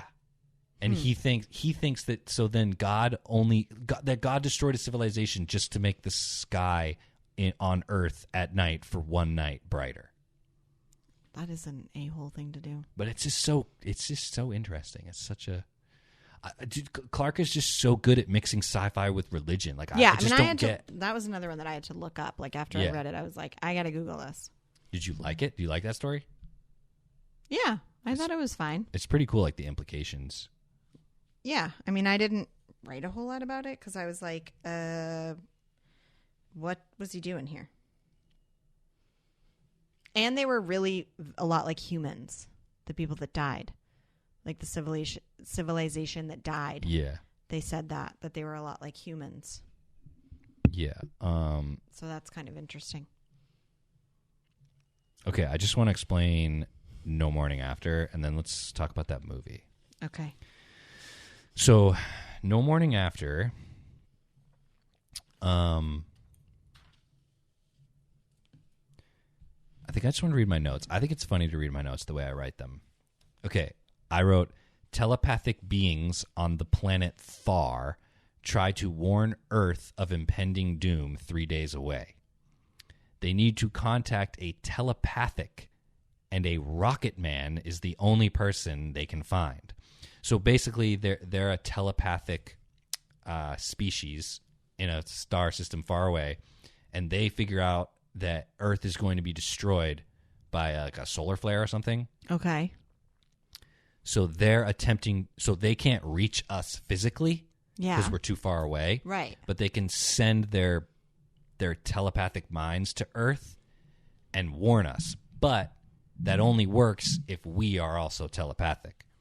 So what they determine is that there are some pockets on Earth where some people have like a little bit of telepathy, and they're going to try to tell somebody and warn them. And also, like, the idea is that, like, humans, like, you're good. Like, we will save you and it'll be okay. We just need to contact you. That's all it is. Like, he explains that they have tunnels, like wormholes set up for humans to just walk through. And throughout the story, he does eventually talk to a guy, and the guy's like, so we'll come live on your planet? And they're like, don't be silly. You can't live here. Like, we have other planets elsewhere in the universe where you can live with oxygen and blah, blah, blah. But he's like, don't be silly. You can't live here. But so the only guy they get in touch with is this dude who's a rocket scientist. Okay. But he's drunk. Oh, no. And that's the only way they can even contact him, is because of how intoxicated he is. And he is similar to what I was saying before. He's a guy who wants to build rockets to go to space, but his supervisors are saying, no, you have to build missiles. So he's pissed. That's why he's drunk, because he doesn't like the situation that he's in. Okay. So basically, he's super drunk, and he gets contacted. And so he just thinks that he's hallucinating. And these aliens are like, dude, we can save your whole planet. Like, just listen to us. And he's like, you're full of shit. Like, he's just, like, not having it at all. So then, and they reiterate that it's 3 days from now. Okay. And so then they just, like, give up. The aliens just give up because this guy is, like, clearly just not interested. So what he does... And he there's something about his wife, like his wife is off with somebody else. I can't remember. But then he decides. So then it explains that the 2 days after that encounter are a little woozy because he's hungover. Yeah. On the third day, he He gets back 2 days? Jeez. And then the third day he gets back together with his wife. Okay. And they get, basically it says that it's like, and of course there was no morning after. Oh, jeez. Meaning, because that was night 3. And so the earth got destroyed. Well, that's unfortunate. True. Very unfortunate. I love that story. All right. The lesson here, people, is if you ever get like things in your head that are like, we are from a distant planet and your planet is going to blow up, this is what you need to do. Listen to them. Listen to them. Unless you're crazy and you really are imagining it. No, I'm just kidding. Right? Yeah. How would you know? Well, Maybe just like, shouldn't, think Heather, about it. Don't tell people that they should listen to the voices in their heads. Come on. Well, I mean, maybe if I think an alien you've is... never had a voice, like if you've had a voice in your head but it's never said anything like that, maybe just, Wait, I'm getting a... Look into it. I'm getting a message. And What it's is it? telling me to tell you that you're a ding-dong. I had to listen. No, but like, okay, whatever. If you have voices in your head, maybe just pick and choose, like which ones you listen to. If they're giving kind advice, then heed it. If they're telling you that there's a wormhole for you to walk into, that, yeah. Definitely investigate it, but don't... Yeah, I mean, go check it out. Yeah. But don't do anything that's going to like get you in trouble. Don't do anything rash. Don't make a creepy wooden box with a button on it and fucking bring it to NASA employee doorsteps for their wives to fret over. So let's talk about The Box. Okay. Film number 3 by Richard Kelly. Did you do any research? Well, he did Donnie Darko. Yeah, that's his first movie. And then the other one was like Southland Tales or something. I've never seen that. You're lucky I didn't assign that one. Okay. I've never seen it, but I've heard that it's like a deaf, dumb, and blind person made it. Oh gosh. Well, one thing that I read online said that The Box was like the final nail in his coffin. I mean, dude, it's similar to who we talked about with Elysium. It's like this visionary sci-fi indie person comes out of nowhere, and then they can do whatever they want after it, and they just never reach that height. Yeah. You know? And there's something about so I didn't love The Box. Like, I'm sure you didn't really like it either, but it was certainly thought provoking, and there were parts of it that I loved.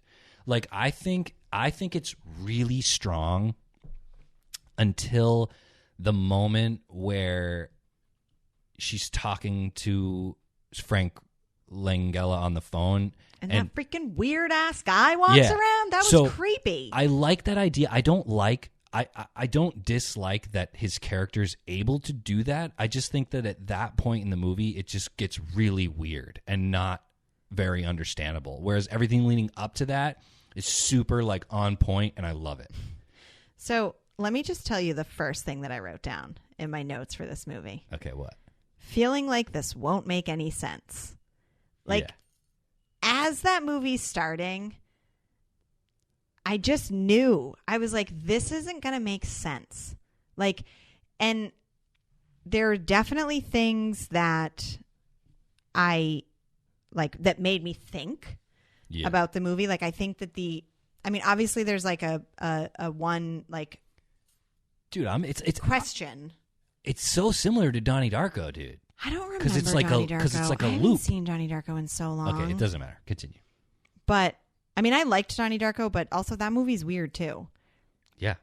But the movie, so The Box is interesting. So it was like really heavy on set design. Like really, I just was like, it was going for that. Felt 70s. like we were, but it felt like I never felt like it was real. It felt very much like a set to me. Yeah. Also, I thought the music was a little out of control. Like, it was too much at certain points. There are 2 moments that I loved the score. And it's weird. So I recently the last time I looked the movie up, I, for whatever reason, stumbled upon the score. Yeah. And that It's made by two of the members of Arcade Fire. Oh, interesting. So I mean, I just felt like they probably let them do kind of like be kind of experimental, you know? Yeah, but I felt like there were moments when like I was super aware of the music and it was just like too much. And another movie that's like that is Shutter Island. If you have seen that movie or if you ever watch it, it's like really dramatic music in it, and it takes you out of the moment. Okay, but what about what? The moment where she presses the button and then the cops go into that house? Do you remember that part? Yeah. And I don't remember the music. I don't think I remember the music. Well, that scene has when the dead woman is revealed on the floor, the music gets really horror movie really deep, like scary horns play. And I fucking love it, dude. I thought it was so good. I think everything I like about that movie is on rickety legs.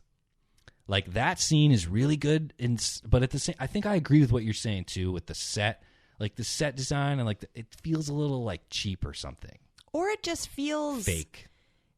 And there have been other movies like this where whether it's like costumes or it doesn't feel real. You know what else makes it not feel real? What? Okay, I was trying to think of ways to word this even before, because it's an important point. But like, I don't love or hate Cameron Diaz. She's a good actress. If I see her name in credits, I don't go, yay, and I also don't go, shit. Yeah. She's a good actress.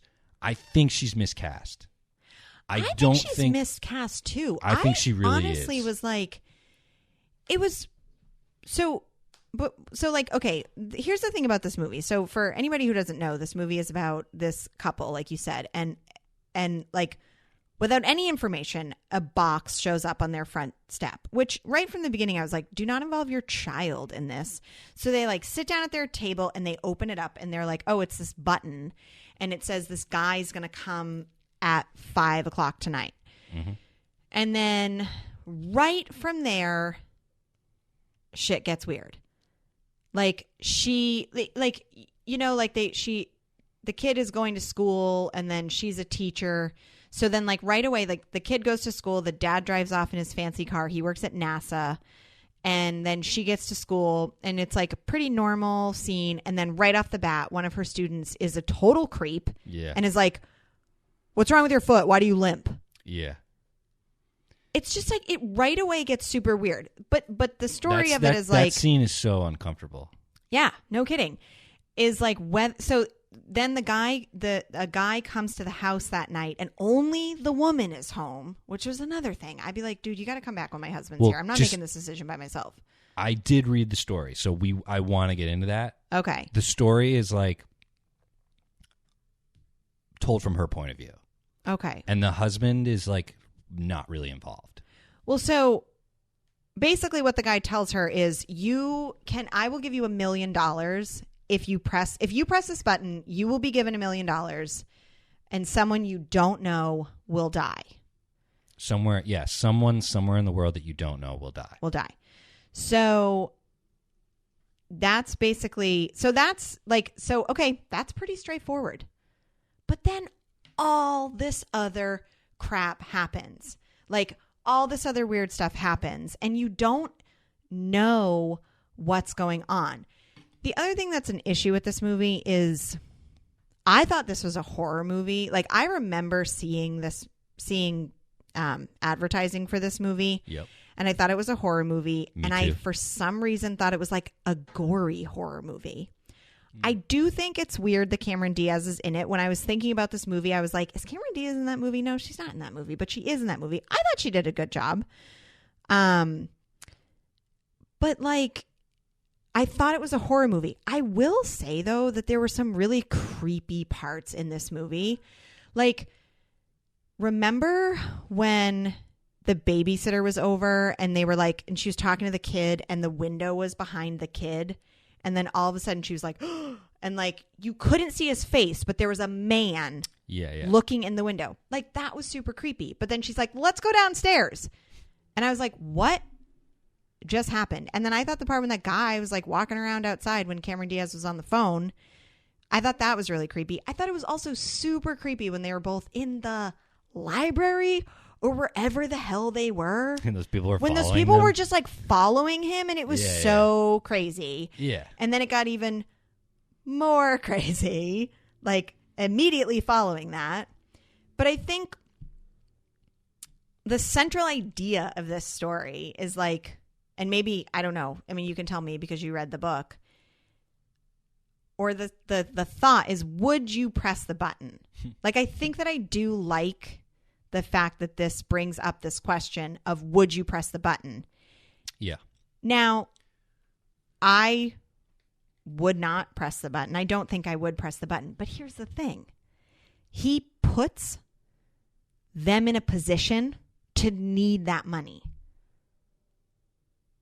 So by the end of the movie, they say that it's an alien. Dude, I wish that movie didn't end. Like, I wish I could just think about it and not know.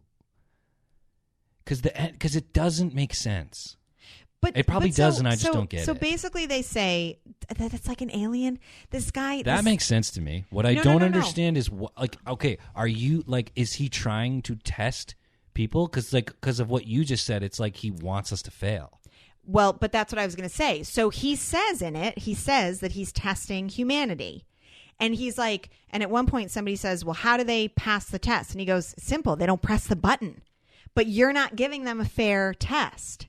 Because what happens, so then you find out that he has all these employees, and the way that you basically know that someone's an employee is because their freaking nose starts bleeding. Yeah. So earlier in the film, the mom has a meeting with like the principal or whoever, and he's like, so I'm sorry, but we aren't going to give a discount to we're not paying for your like faculties. Tuition, yeah. So she finds out that her kid, you know, she's going to have to pay the full price or whatever for her kid to go to school. The husband also finds out that he's been rejected to be an astronaut, which I'm assuming probably had some money to go along with it. Yeah. And then they have a little conversation where she's like, oh, we both spend too much money. So like, well, she does say that she's like a little early for a midlife crisis because he's driving that muscle car. And she has no toes on one of her feet because she dropped a weight barbell on them. Yeah. When she was younger, and then she went and got it x-rayed, and then the doctor left the x-ray on it. So it burned up all the tissue in her foot. So that's creepy too. So she's supposed to have surgery on her foot. So like, it's not a fair test because... Wait, hold on. Time out. So what? So the idea at the end is that he made those two things happen. Oh, because I didn't say this. The principal, then all of a sudden she's like, your nose is bleeding. Yes, you're right. So he's clearly like working for the alien guy. And then it's weird when they go see the kids play, and he's like, hee hee. Like he like walks by. And I was just like, who's this creepy guy? Like, it was just weird to me because he just was kind of there being like, oh, here I am, like a creepy little guy watching the play.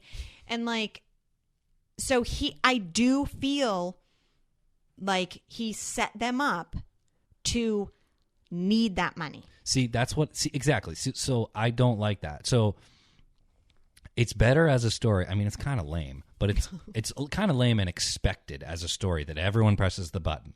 And that's just a fault of humans, right? Yes. It's not cool, nor is it easy to understand why he would be setting us up to fail. I also do. Okay, so by the end of that movie, man, I don't know what the fuck's going on. What are they jumping in that pool for? And I don't know. I guess that's how you lose your sight and your hearing, because he carried the kid in there, and then the kid came out and he couldn't see or hear. But then also, like, what did Boston have to do? Like, why was the babysitter from Boston? I have no idea. Like, that was... Dude, like, I love the concept. Like, that is a very Arthur C. Clarke thing to do. Yeah, we didn't even talk about the fact that, like, they directly quote Arthur C. Clarke in this, and they say that the dad knew Arthur C. Clarke. Which is cool. And then they talk about his third law, which I've never heard before and thought was so cool. Yeah. Yeah, okay. So the idea is that Frank Langella is an alien. Basically that he died. Yeah. And that, he got struck by lightning. Yeah, and that the alien is using his body now to administer this test. Yeah. And he's missing half of his face. Yeah, and I think it's just such a weird movie, man. Like, okay, so and this is another connection I make in my head to Elysium. Remember I said in Elysium that the director admitted that he was just obsessed with the metaphor of this, where all the rich people live above gross, dirty earth, where all the poor people live. I don't know why, but I think that Richard Kelly was obsessed with body dysmorphia, or when your body is What are you talking about? How she's missing toes, he's missing part of his face. Oh. That movie's obsessed with people with fucked up parts of their bodies. Yeah, but I kind of liked when they talked about that. So did I. And that's Okay. what I'm saying, is that I think that maybe and I don't know why. I don't know how that connects to deciding whether to kill someone or not for money. Like, I just don't get the connections. Well, yeah, and but I that's wonder what if there said. are it's connections. Too scattered. The movie's way too scattered. Like, there's too much going on. There's not a clear story idea. Like, I think it's set up really well. And that's why I say I wish it didn't end, because I think in the beginning, like, I knew where it was going, but I still enjoyed what I was watching. And that as soon as she found out that whatever, she's going to lose money, I instantly realized why that was happening. I was like, oh, this is going to make her want to press the button. right. And then when he got his bad news, again, it was like neither of them, like, if he became an astronaut, then they wouldn't have pressed the button. Well, yeah, no, exactly. But that's the thing. So then I don't like it that the alien administering the test made it so that he didn't. But that's what I'm saying. Yeah, like, I agree. you can't, if you're going to truly test people, you can't, like, meddle in their lives beforehand. I wish I understood. Then, like, what does it mean that he didn't pass the psychological test to be an astronaut? Did the alien just make that happen? Probably. I mean, but at the same time, I like that. I like it better if the alien didn't. You know? There's also, like, a whole weird part in this movie in the library when he has to decide which of those boxes of water to go into. Yeah, and I don't like how he's like, you are his wife. It's like, no, that's him using her body. It's not his wife. Yeah. You know? Well, and then, like, how the creepy kid from the classroom then is a waiter. I don't get that two thing. Me either, because he keeps, like, giving him the peace sign. More than one person gives him the peace sign, right? Isn't it always kids? Oh, maybe somebody else does, I think too. it's always kids that give him the peace sign. But then when he gets to the part in the library where he has to decide, there's, like, 3 boxes of water, and he has to decide which one to go through.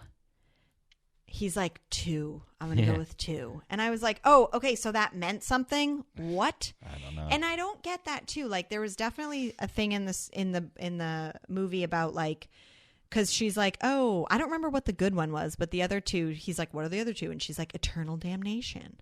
And then, like, later on when they're talking to the alien guy at the end, she's like, he smiled at us when he said the afterlife. And I was like, what are we getting at now? So, yeah, there must have been something with water, because then that was, like, so crazy when he was, like, over her on the bed, and then the water. Yeah. And there was just, like, the house Water was everywhere. completely flooded, and the kid's like, what happened? Yeah. Okay, wait, I want to talk about what's good about this movie, because there are things that I like. I know that it's all fucked up, but, dude, how amazing. I think the best part about that movie, and what saves it from being, like, unwatchable, Yeah. is when they take the money and he says, they go, so what are you going to do? Reprogram it and offer it to somebody else? And he goes, yes, that's exactly what I'm going to do. And I can assure you that it'll be someone that you don't know. Okay. Dude, that's so fucking good, dude. It completely changes whether they would do it or not. If he's opened with that, fuck no, I'm not pressing that button, because you don't think about the fact that you could be the person who dies when someone presses that button. But, yeah, no, I know. But just that moment, that instant regret. He's instantly just like, this is blood money, dude, and I don't want it. You know, it's like, you should have realized that earlier, but you know what I mean? Like, Wait, It what are is you blood saying? money. Dude, okay. In the rules for the game, Yes. if you press the button, someone that you don't know is going to die. So the So point you're of that, saying he's telling them it could be them who's going to die. well, yeah, and the point of saying that is so that you don't think, well, shit, like I don't want Jared to die, or my mom, or my dad, or whoever. You know what I mean? So Yeah. that's why you have to say someone you don't know. You know what I mean? Like that, it's like, okay, so if I don't know them, that means it doesn't affect me. So that's the most selfish thing you could possibly do. Press a button to get money so that somebody you don't know dies. So then, yeah, what you said, it's just such a good line, dude. It's such a good delivery when he's like, and I can assure you it'll be someone that you don't know. Meaning, if the next person is as much of a fucking shitty human as you are, you could die. So yes. then in turn, listen, all humans, try to be less shitty. But then again, as we decided, if he's setting us all up for failure, I don't know what the fucking movie's about. Yeah, but also if you think about it, humans have harmed other humans for far less than $1 million. Right. But, So, dude, it's also, like, I also get, like, why is he doing it to only NASA employees? Isn't, like, that, it says it in the beginning in text on the screen. yeah, that was weird. But also then, remember that part when Cameron Diaz and her mom are in the grocery store and that lady runs in and she's like, here's the call numbers and he's only doing it to men with wives and one child. Yes. So, like, because at the end he has to be able to be like, your kid is suffering. Yeah. So you can either shoot your wife and then your kid gets his senses back, or not shoot your wife and then your kid can't. Like, he has to have that certain Yeah, and I group of think people. at first I didn't understand, like, the loop aspect of it, but when I watched it again and really thought about it, I do get it. Well, yeah, because does someone else pressing the button make you die, or does you pressing the button make you die? Yeah, it's crazy. And he always sets it up.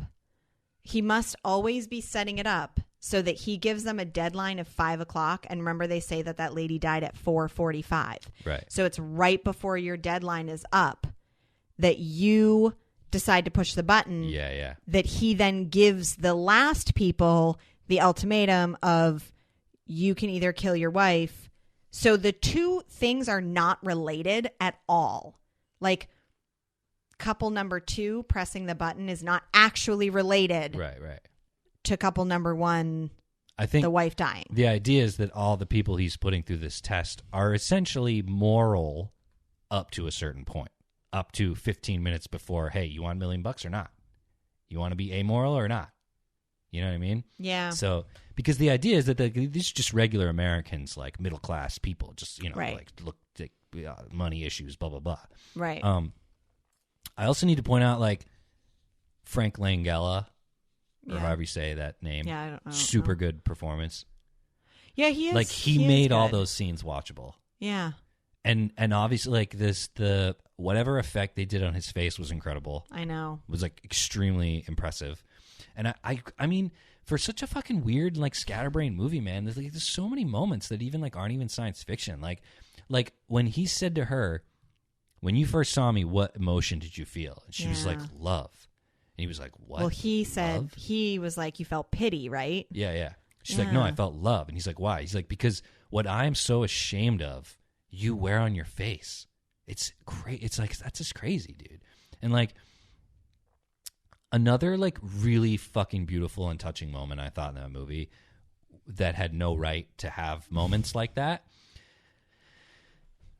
was, like, just the whole thing, how he made her that foot. I know. I was, like, so, like, when he gave her that foot, man, I was just like I was touched, you know? Yeah. Like, for a minute, I forgot about the sci-fi and the bullshit, and I was just like, man, these people, like, I think they are good people, you know? Like, I think that they were. I mean, and I think they were supposed to be good people. Like, and I was think just it's interesting, like, or go ahead, what were you gonna say? dude, like, that is, like, the sweetest thing you could possibly do for someone. Yeah, I know. Like, that dude, like, I get that they're married, but it's like, dude, like no man will ever do anything for this woman that is equal to that. Yeah. You know, like it's just such an amazing thing that he did. Well, and I thought it was interesting, like what her mom said when she was like, we just assume you're okay. Like you had this crazy accident and we just assume you're okay. But are you? Like, she's like, we kind of don't think about it. But I felt like some scenes in the movie were so like the fact that someone was getting married and they went to that rehearsal dinner. And I was like, who is getting married? Like, I just felt like I had no idea who like anybody was in that. Like, dude, I agree, and then also they make him go pick that gift. I don't understand that scene. Wait, that isn't the box not in that thing? No, the box. It was like a photo Of him, but like, why? Who gave that to him? Like, what? I don't know, and that's why like when the kid was holding up the 2, and then he was just like, "Oh, I'm just gonna pick this one right here, and I'm not gonna open it until later," and it was like a box. It was like everything else was a present, and this was wrapped in like craft paper. Yeah, and like that couple is like, go ahead and open it up, and he was like, nah, it's a secret, it's an inside joke, you wouldn't get it. And then he's like, oh, I know about secret jokes. It's just like, what, dude? Well, like, what? yeah, it was just so. I don't know. The whole thing was so weird, and I feel like it was like every night they'd go home and be like, okay, honey, let's get ready. We got somewhere to go. We got a play to go to. We got a rehearsal dinner. We got a wedding to go to. Like, it was just. You do spend a lot of money. It was like stay in for once. Yeah, but it also, I just felt like some of that stuff just really could have been left out of the movie. Like the movie could have been a lot simpler and a lot more streamlined and probably like made a lot more, I don't know, like gotten more into like the actual questions that the story was asking. I do want to touch on that because there are moments. I remember when they're at that party where they are talking about like, what are we going to do?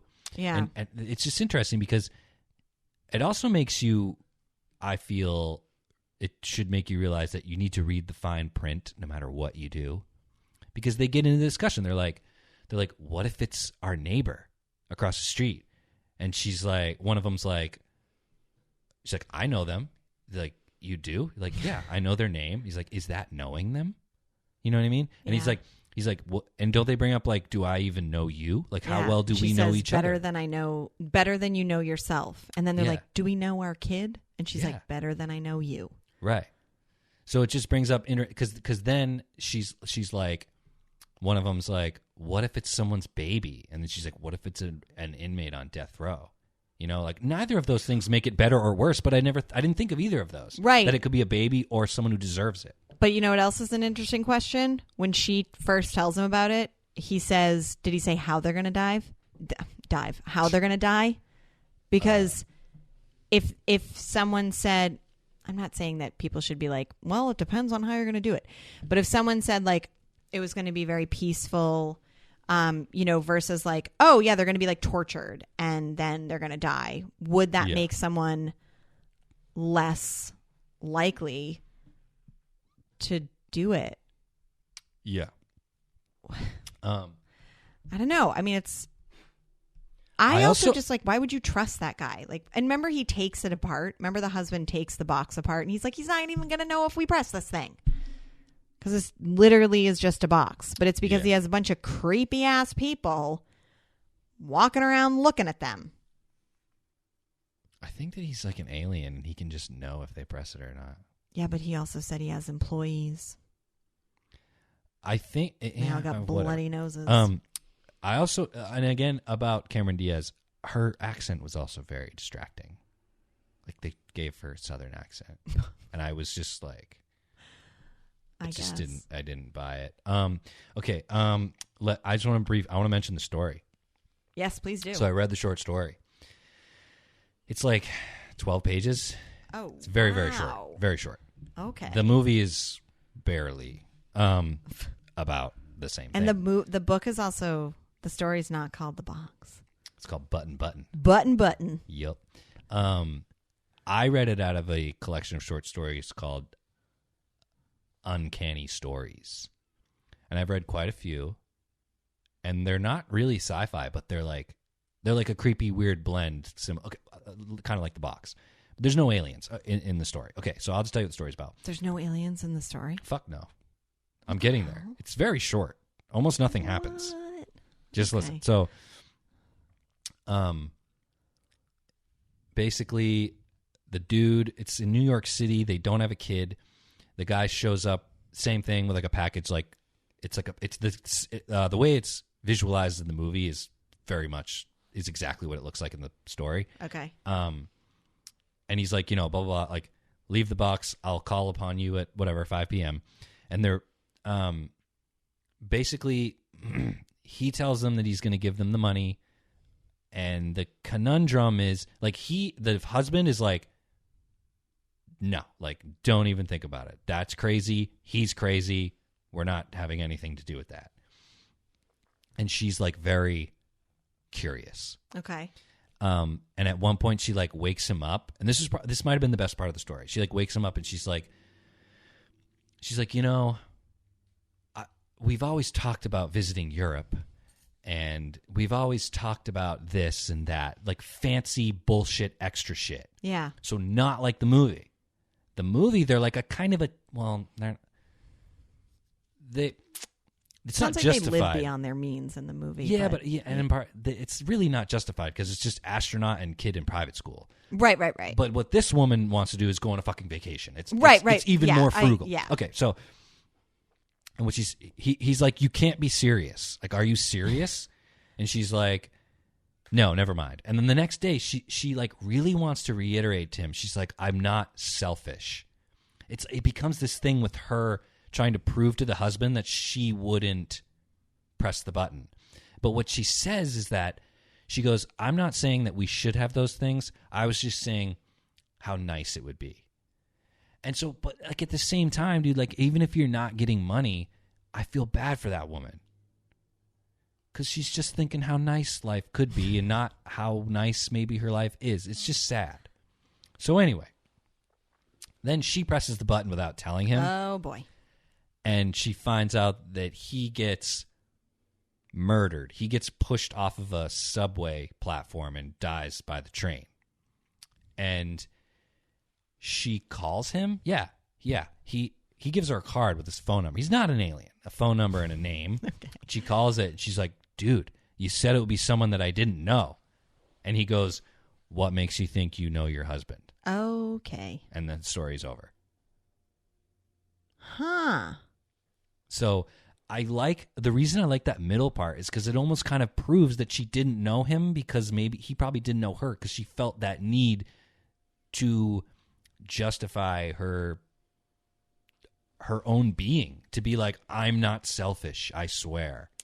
Yeah, but then like, so is that going to be, is that guy going to do that to somebody else? It's not elaborated upon at all. That's interesting. Yeah. That's like kind of a cool concept, though. It'll be somebody that you don't know. Yeah. That must be why they have that conversation in the movie. That's probably like the nod to the story. Yeah. Well, yeah. Well, no, that's essential to the problem. That What? You don't know them. Don't know who. Whoever's going to die. Yeah, but they have that conversation about like, oh, do you know how well? me? Oh, okay, yeah, exactly, yeah. Yeah. So the movie's it's not awful. Like, it's not a good movie. And like I said, I knew from the very beginning that it wasn't going to make sense. But like, while I was watching it, I was like, there were definitely moments where I was creeped out. I was uneasy. I did not like the guy like standing outside the window. I didn't like the other guy standing outside the window. I thought that part was so creepy. And like, and then in the library, I didn't like those people like following him. And then when the girl got back to the motel and she was like walking down the hallway and all the people were just like opening their doors, like I definitely got like creeped out when I was watching the movie. But then I don't know, towards the end I was just like, what the hell? And I think the ending is good. I think that final predicament that they're in is very intriguing and interesting. Like, oh fuck, like it's just like, this is what you get for willingly killing someone. You know what I mean? Like, you have to decide, okay, either kill your wife or your son lives in darkness and silence for the rest of his life. Yeah. But because everything leading up to that was kind of ridiculous, like I remember watching that final scene being like, this is interesting, but I don't really care because I don't really know I don't really know what's going on. Yeah, You know and what I I mean, mean? maybe that should have been like I know you said something about reading the fine print, but at the same time, maybe it's just not a fair game. Like the alien is just not playing a fair game, because what if he said, if you press this button, you'll get $1 million. Someone you don't know will die.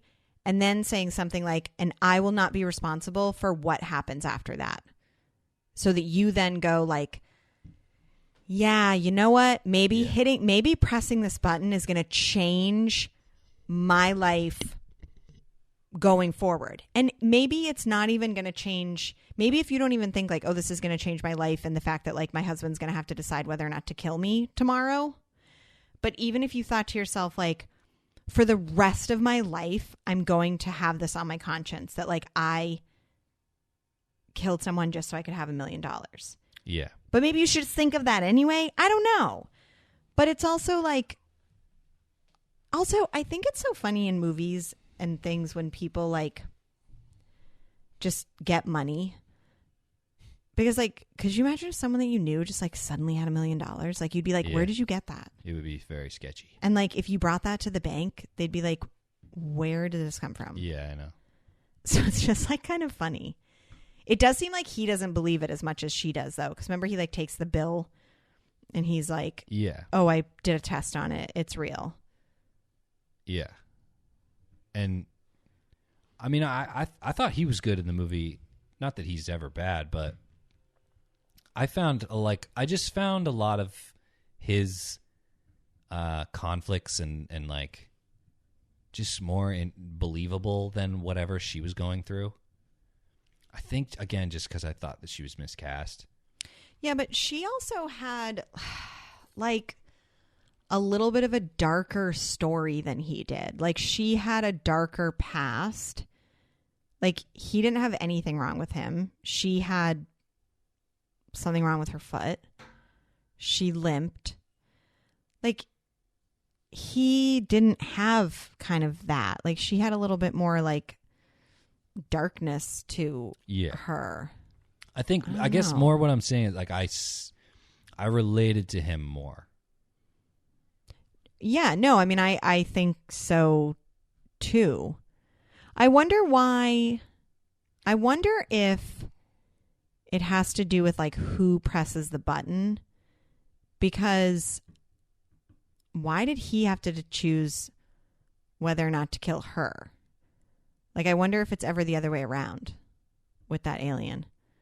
Like, I wonder if like maybe if the husband pushes it. Oh no, probably not, because this was back in the time when like women probably didn't work at NASA. So he probably had them in their roles. He probably was very much like, oh, she'll be the one to press the button. Yeah, and not only that, I have a feeling, and this is probably not even remotely part of the movie, but from what I can tell, if you're like an astronaut wife or a NASA wife back then, like you were second to the career, I think. So if you're the alien, you're going to think these women are probably miserable anyway, you know? Because like they're second to a rocket. Really? Right. I mean, so these women maybe he thinks would be more likely to be like, I'm miserable. I'm at home alone with this box.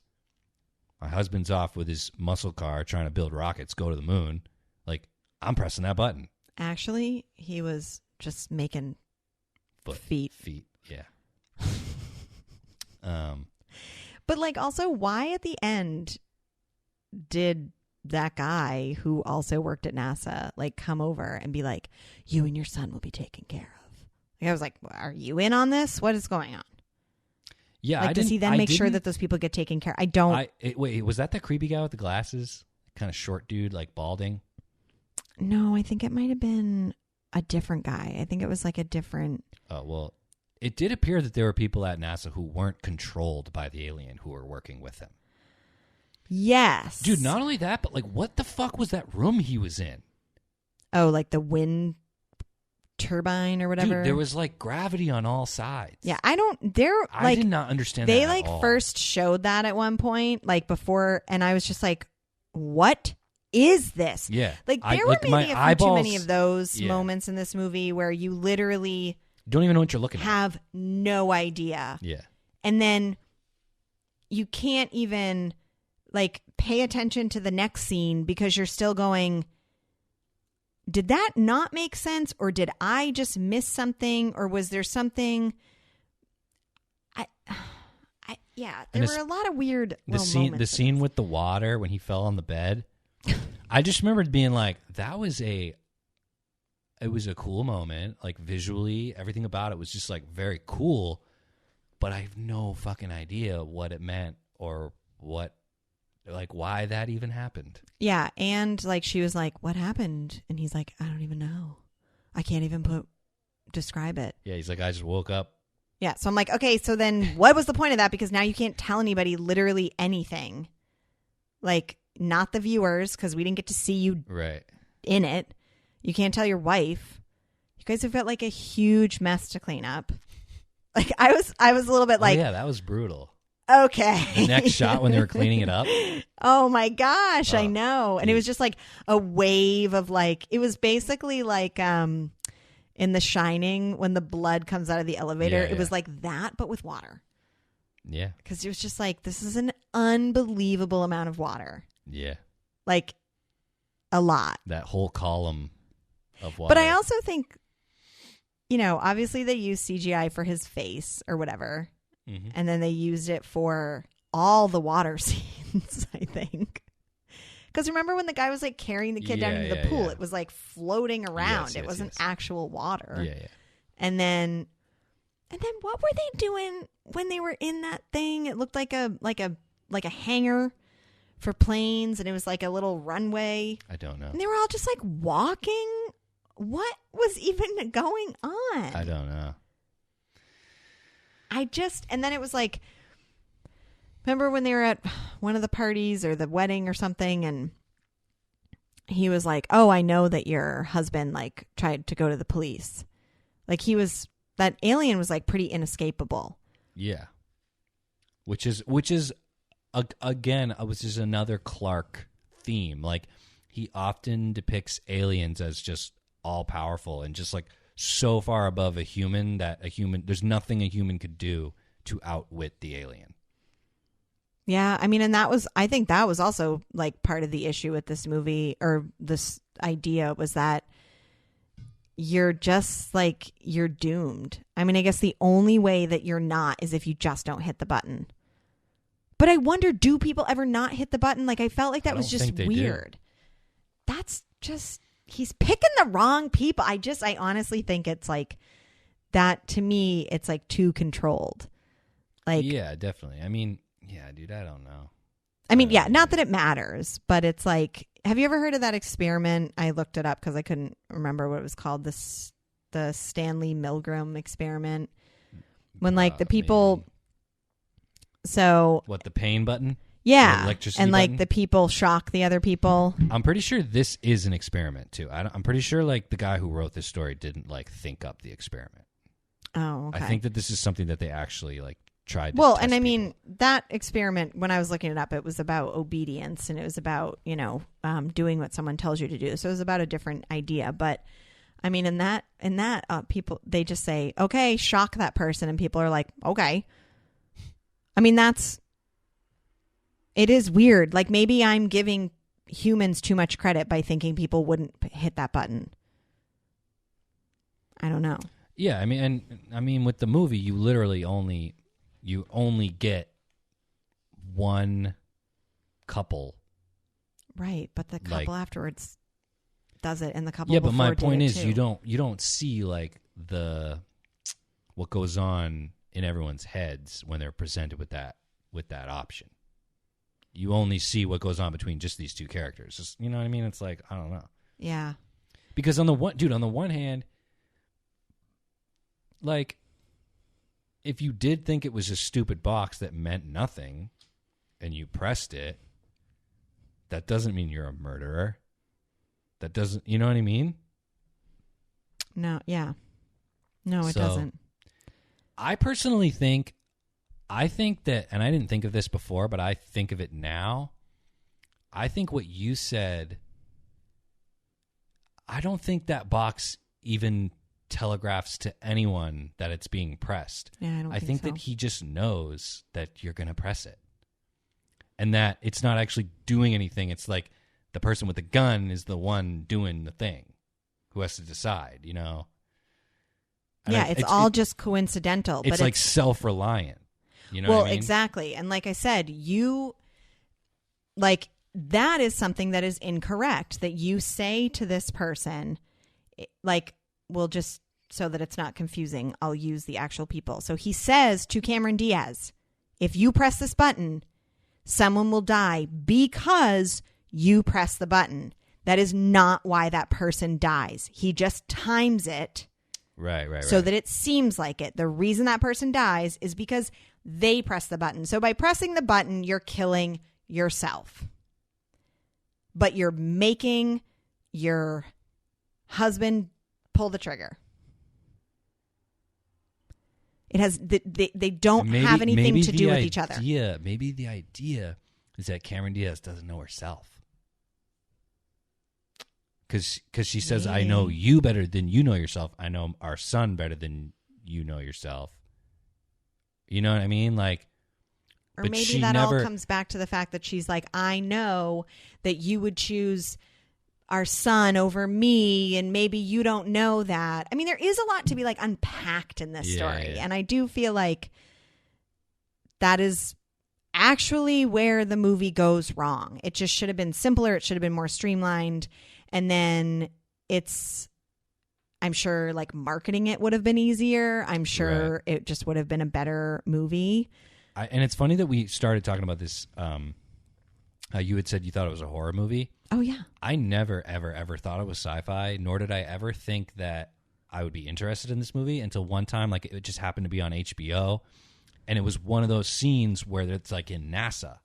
Yeah. And so I was like, I thought this was a horror movie. Like, this is fucking NASA, and there's like, they're like testing rockets. Like, what? So then I got curious. Right. And then, but it's also kind of like the law. Like, how does it go? Sufficiently something technology is indistinguishable. Any sufficiently advanced technology is indistinguishable from magic. I love that. Yeah. And I think that it's totally true. Because this movie, it's about, like, you were watching it and you were like, wait, NASA? I thought this was horror. But if you think about it, like, horror, unless it's, you know, like real people killing people, a lot of times is supernatural. Right. And, like, but dude, that's a great place for it. You could also say that the reason that movie doesn't make any sense is because it's just about sufficiently advanced technology. And so it's like magic to us. Whatever the fuck he's doing doesn't seem like science. It seems like magic. Or it has absolutely nothing to do with magic and nothing to do with technology. And it's only about human behavior. Yeah, you're probably right. Because if you press that button, you will... Yes, someone has to facilitate it. You need that man to, like, put the pieces... you know, put people where they need to be at certain times. But we're just saying, yeah, you would push that button, and by pushing that button, it has no effect on anyone else whatsoever. You're only affecting your own life. It's all just like human behavior. Because like I said, once you push the button, he's going to make that situation happen where the husband has to decide between the kid and the wife. Yeah.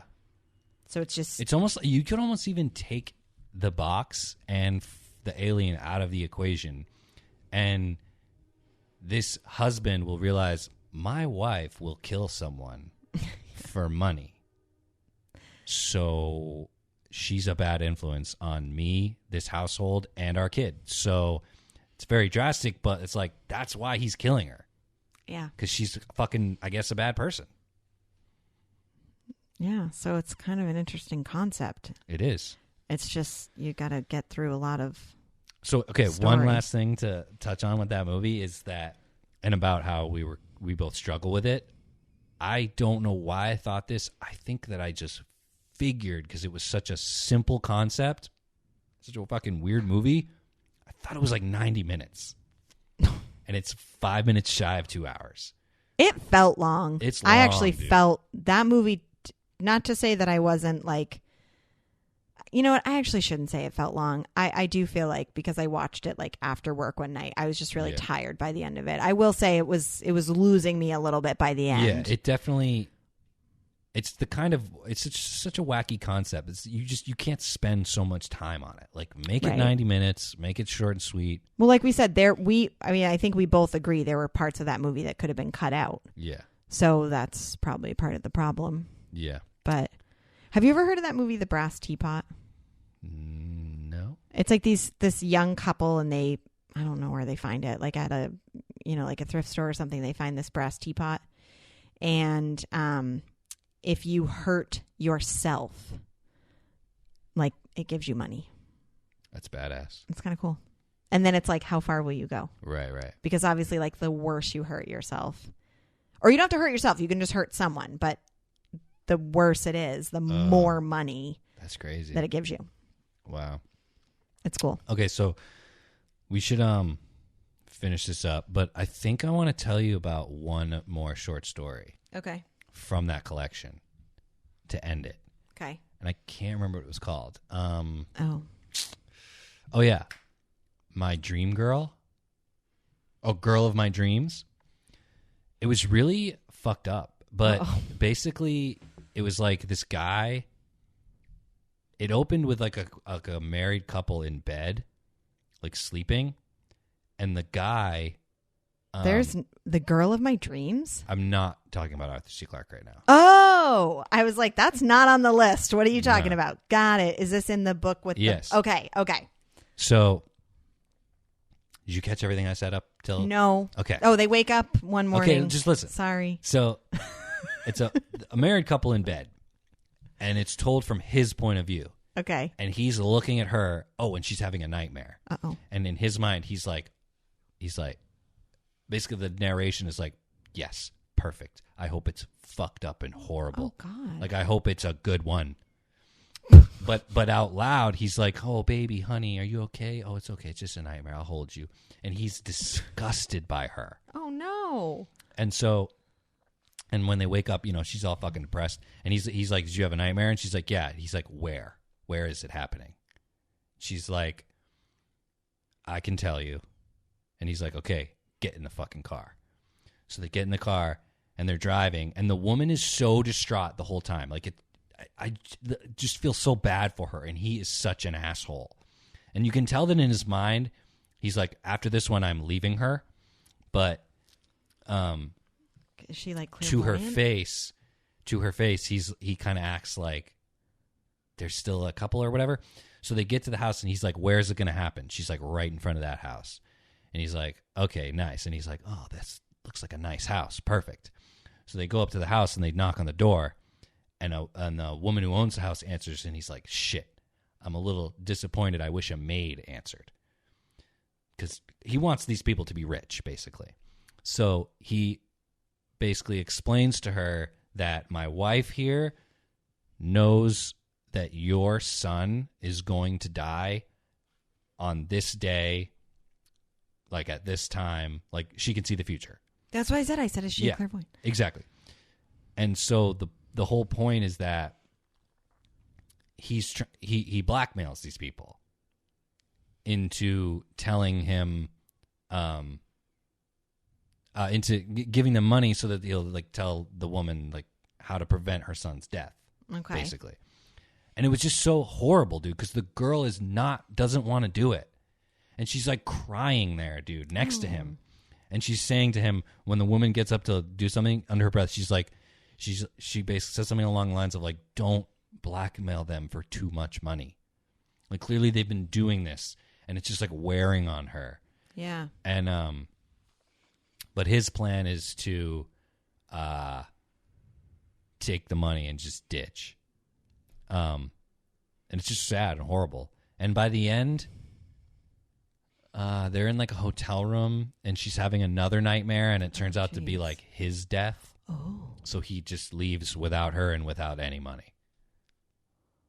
Huh. Yeah. So wait, so there's one other. There's I feel one like other. This author is like, yeah, people show up at people's houses and get invited in, and money is exchanged, and like test each other. No, so then there's another one, dude, where it's about this married couple living in this house, and every night a straight up like, what's the word? Shadow. No, Alien. Stereotypical prostitute, female prostitute, shows up at the door, like knocks on the door and asks if he wants her services. Okay. And he's like, I'm married and I live here and my wife's here. No, please go away. And this is like suburbia. Like, why are you here? Yeah. And then the next day, another prostitute shows up. She's like, you want my services? He's like, no. And so they call the cops and blah, blah, blah, and they don't get anywhere. But like every fucking night, a prostitute shows up. And so then like one morning, he's going off to work with his neighbor. They work the same place. And the neighbor's like, how about them prostitutes? He's like, he's like, isn't that weird? The neighbor's like, yeah, I'm getting down with them. And the guy's like, well, I'm married. Like, I'm not doing that. Like, are you kidding me? Like, what the fuck? And he keeps enticing him like, dude, just get with her. Like, why not? Like, they're coming to your door. He's like, it's illegal. It's immoral, blah, blah, blah. So then he has the card and he calls one of them. And the wife is like, that's it. We're moving. Because, like, they keep showing up. So then finally he calls one of them and he has a night with her. And then the following night, no one shows up. And then the following night, a very handsome man with a mustache knocks on the door. And he's like, is your wife home? What the fuck? I don't know. Part of me thinks it's cool just because it's like, it's the test, dude. It's the same as the box. It's like give in to the prostitute and get what you want, but in exchange, your wife's going to get what she wants too, which I'm sure you don't want to happen. That's so weird. That was a weird story, but yeah, interesting stuff, man. Like this weird middle ground of like, I don't know, sci-fi, horror, and just like psychological weird shit, I guess. But anyway, anything else? I don't think so. Do you have a favorite story from this collection? I don't know. A favorite?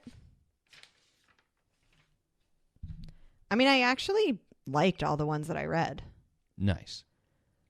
My favorites would be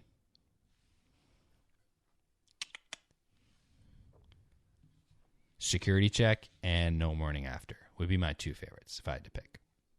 Yeah, I mean, I liked all of the ones that I read. And like I said, I read longer ones and didn't read the shorter ones. So maybe there's something to be said for reading ones that have a little more to them. Okay, hold on. So I almost forgot to. We're gonna really quick address what these people said. Oh, okay. Well, what this one person said. Yeah. Always enjoyed The Wall of Darkness because of the strange circumstances of the planet's unusual geometry.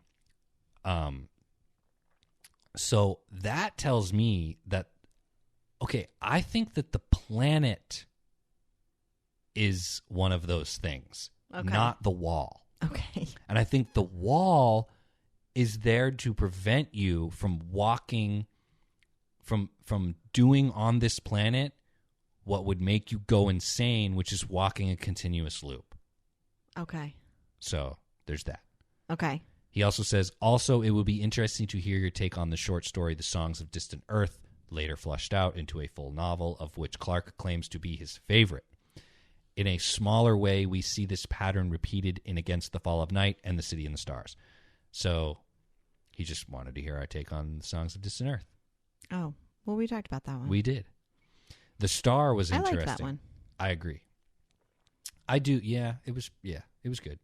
The Star was interesting on its first and second reading, but it seems to be getting too much attention. I suppose it had a shock value, as did Childhood's End. I recall seeing a teleplay version of The Star, perhaps available on the internet. Oh. and someone, I think, did find it. But anyway, yes, the star getting too much attention. Who's giving it too much attention? I don't know. I don't know. I would love to live in a world where Clarke is getting too much attention, but I don't think we live in that world. Well, unfortunately, there's movies like The Box that are really referencing Clarke. Probably not getting a whole lot of... Isn't it weird that I randomly decided that movie and then... Yeah, well, that is so weird. Of all the movies that we've watched, Yeah. I was like, whoa, Clarke, whoa. Right. Clarke is also quoted in the first Thor film, though, so... Oh. His influence is widespread, I suppose. What's the quote in the first Thor film? It could think it's the same exact quote. It is? It's a very famous quote. And I think that's so it's weird. It's famous outside of his laws. It's often, if you look it up, it's often just a quote by itself. Well, so the second law, to me, sounds like something you'd read at like a graduation or something. What is it again? The only way of discovering the limits of the possible Yes. is to venture a little way past them into the impossible. Right. Which is like literally just must describe perfectly like space. Yeah. I mean, because I've said this before, just the fact that someone was like, we should try to go to space. Well, dude, is amazing to me. Well, okay, you're reading A Fall of Moondust, right? Mm-hmm. So A Fall of Moondust, as you know, I'm sure, was written before we went to the moon at a time when we thought that the moon could be covered in a silt-like, like a liquid-like dust. Yeah. So one would argue, based on what happens in that novel, no, it is impossible to walk around on the moon. Someone could have said that.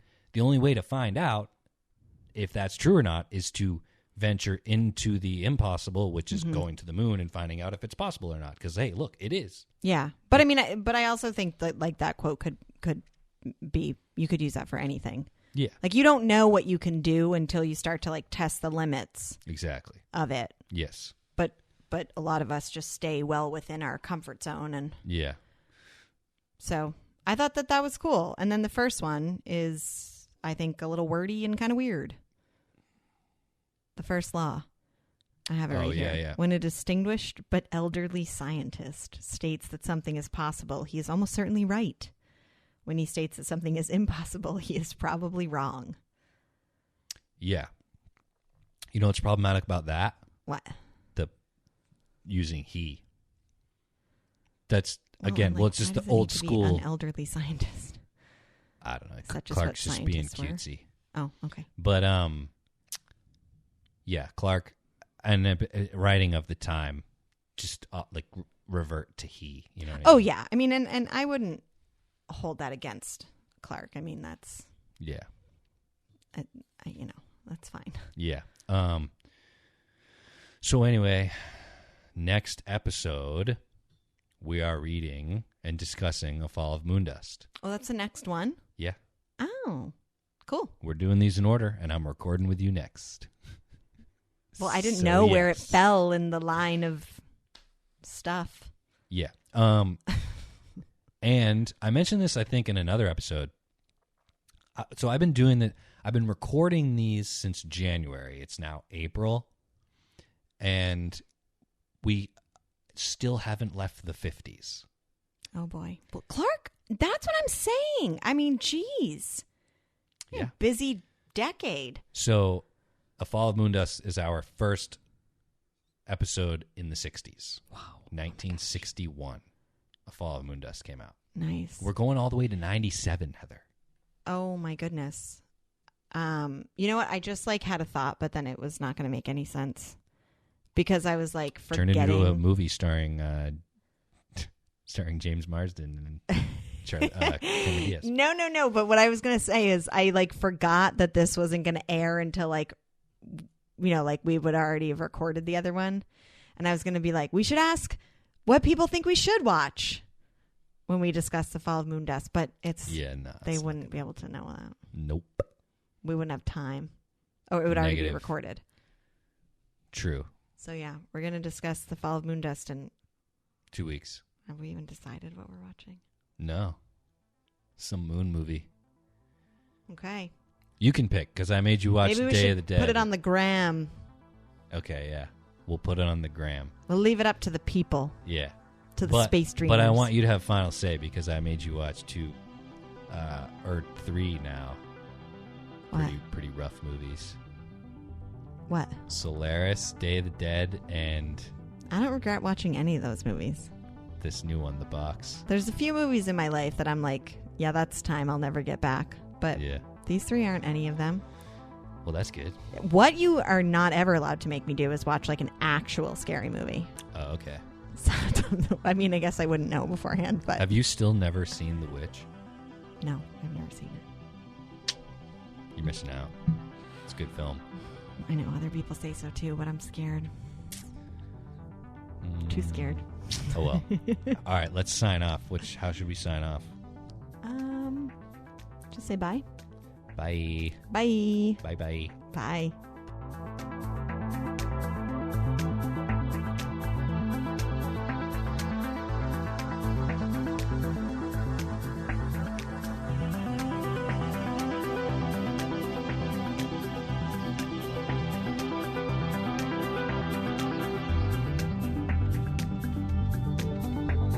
This has been a Sue Madre production. See you next time.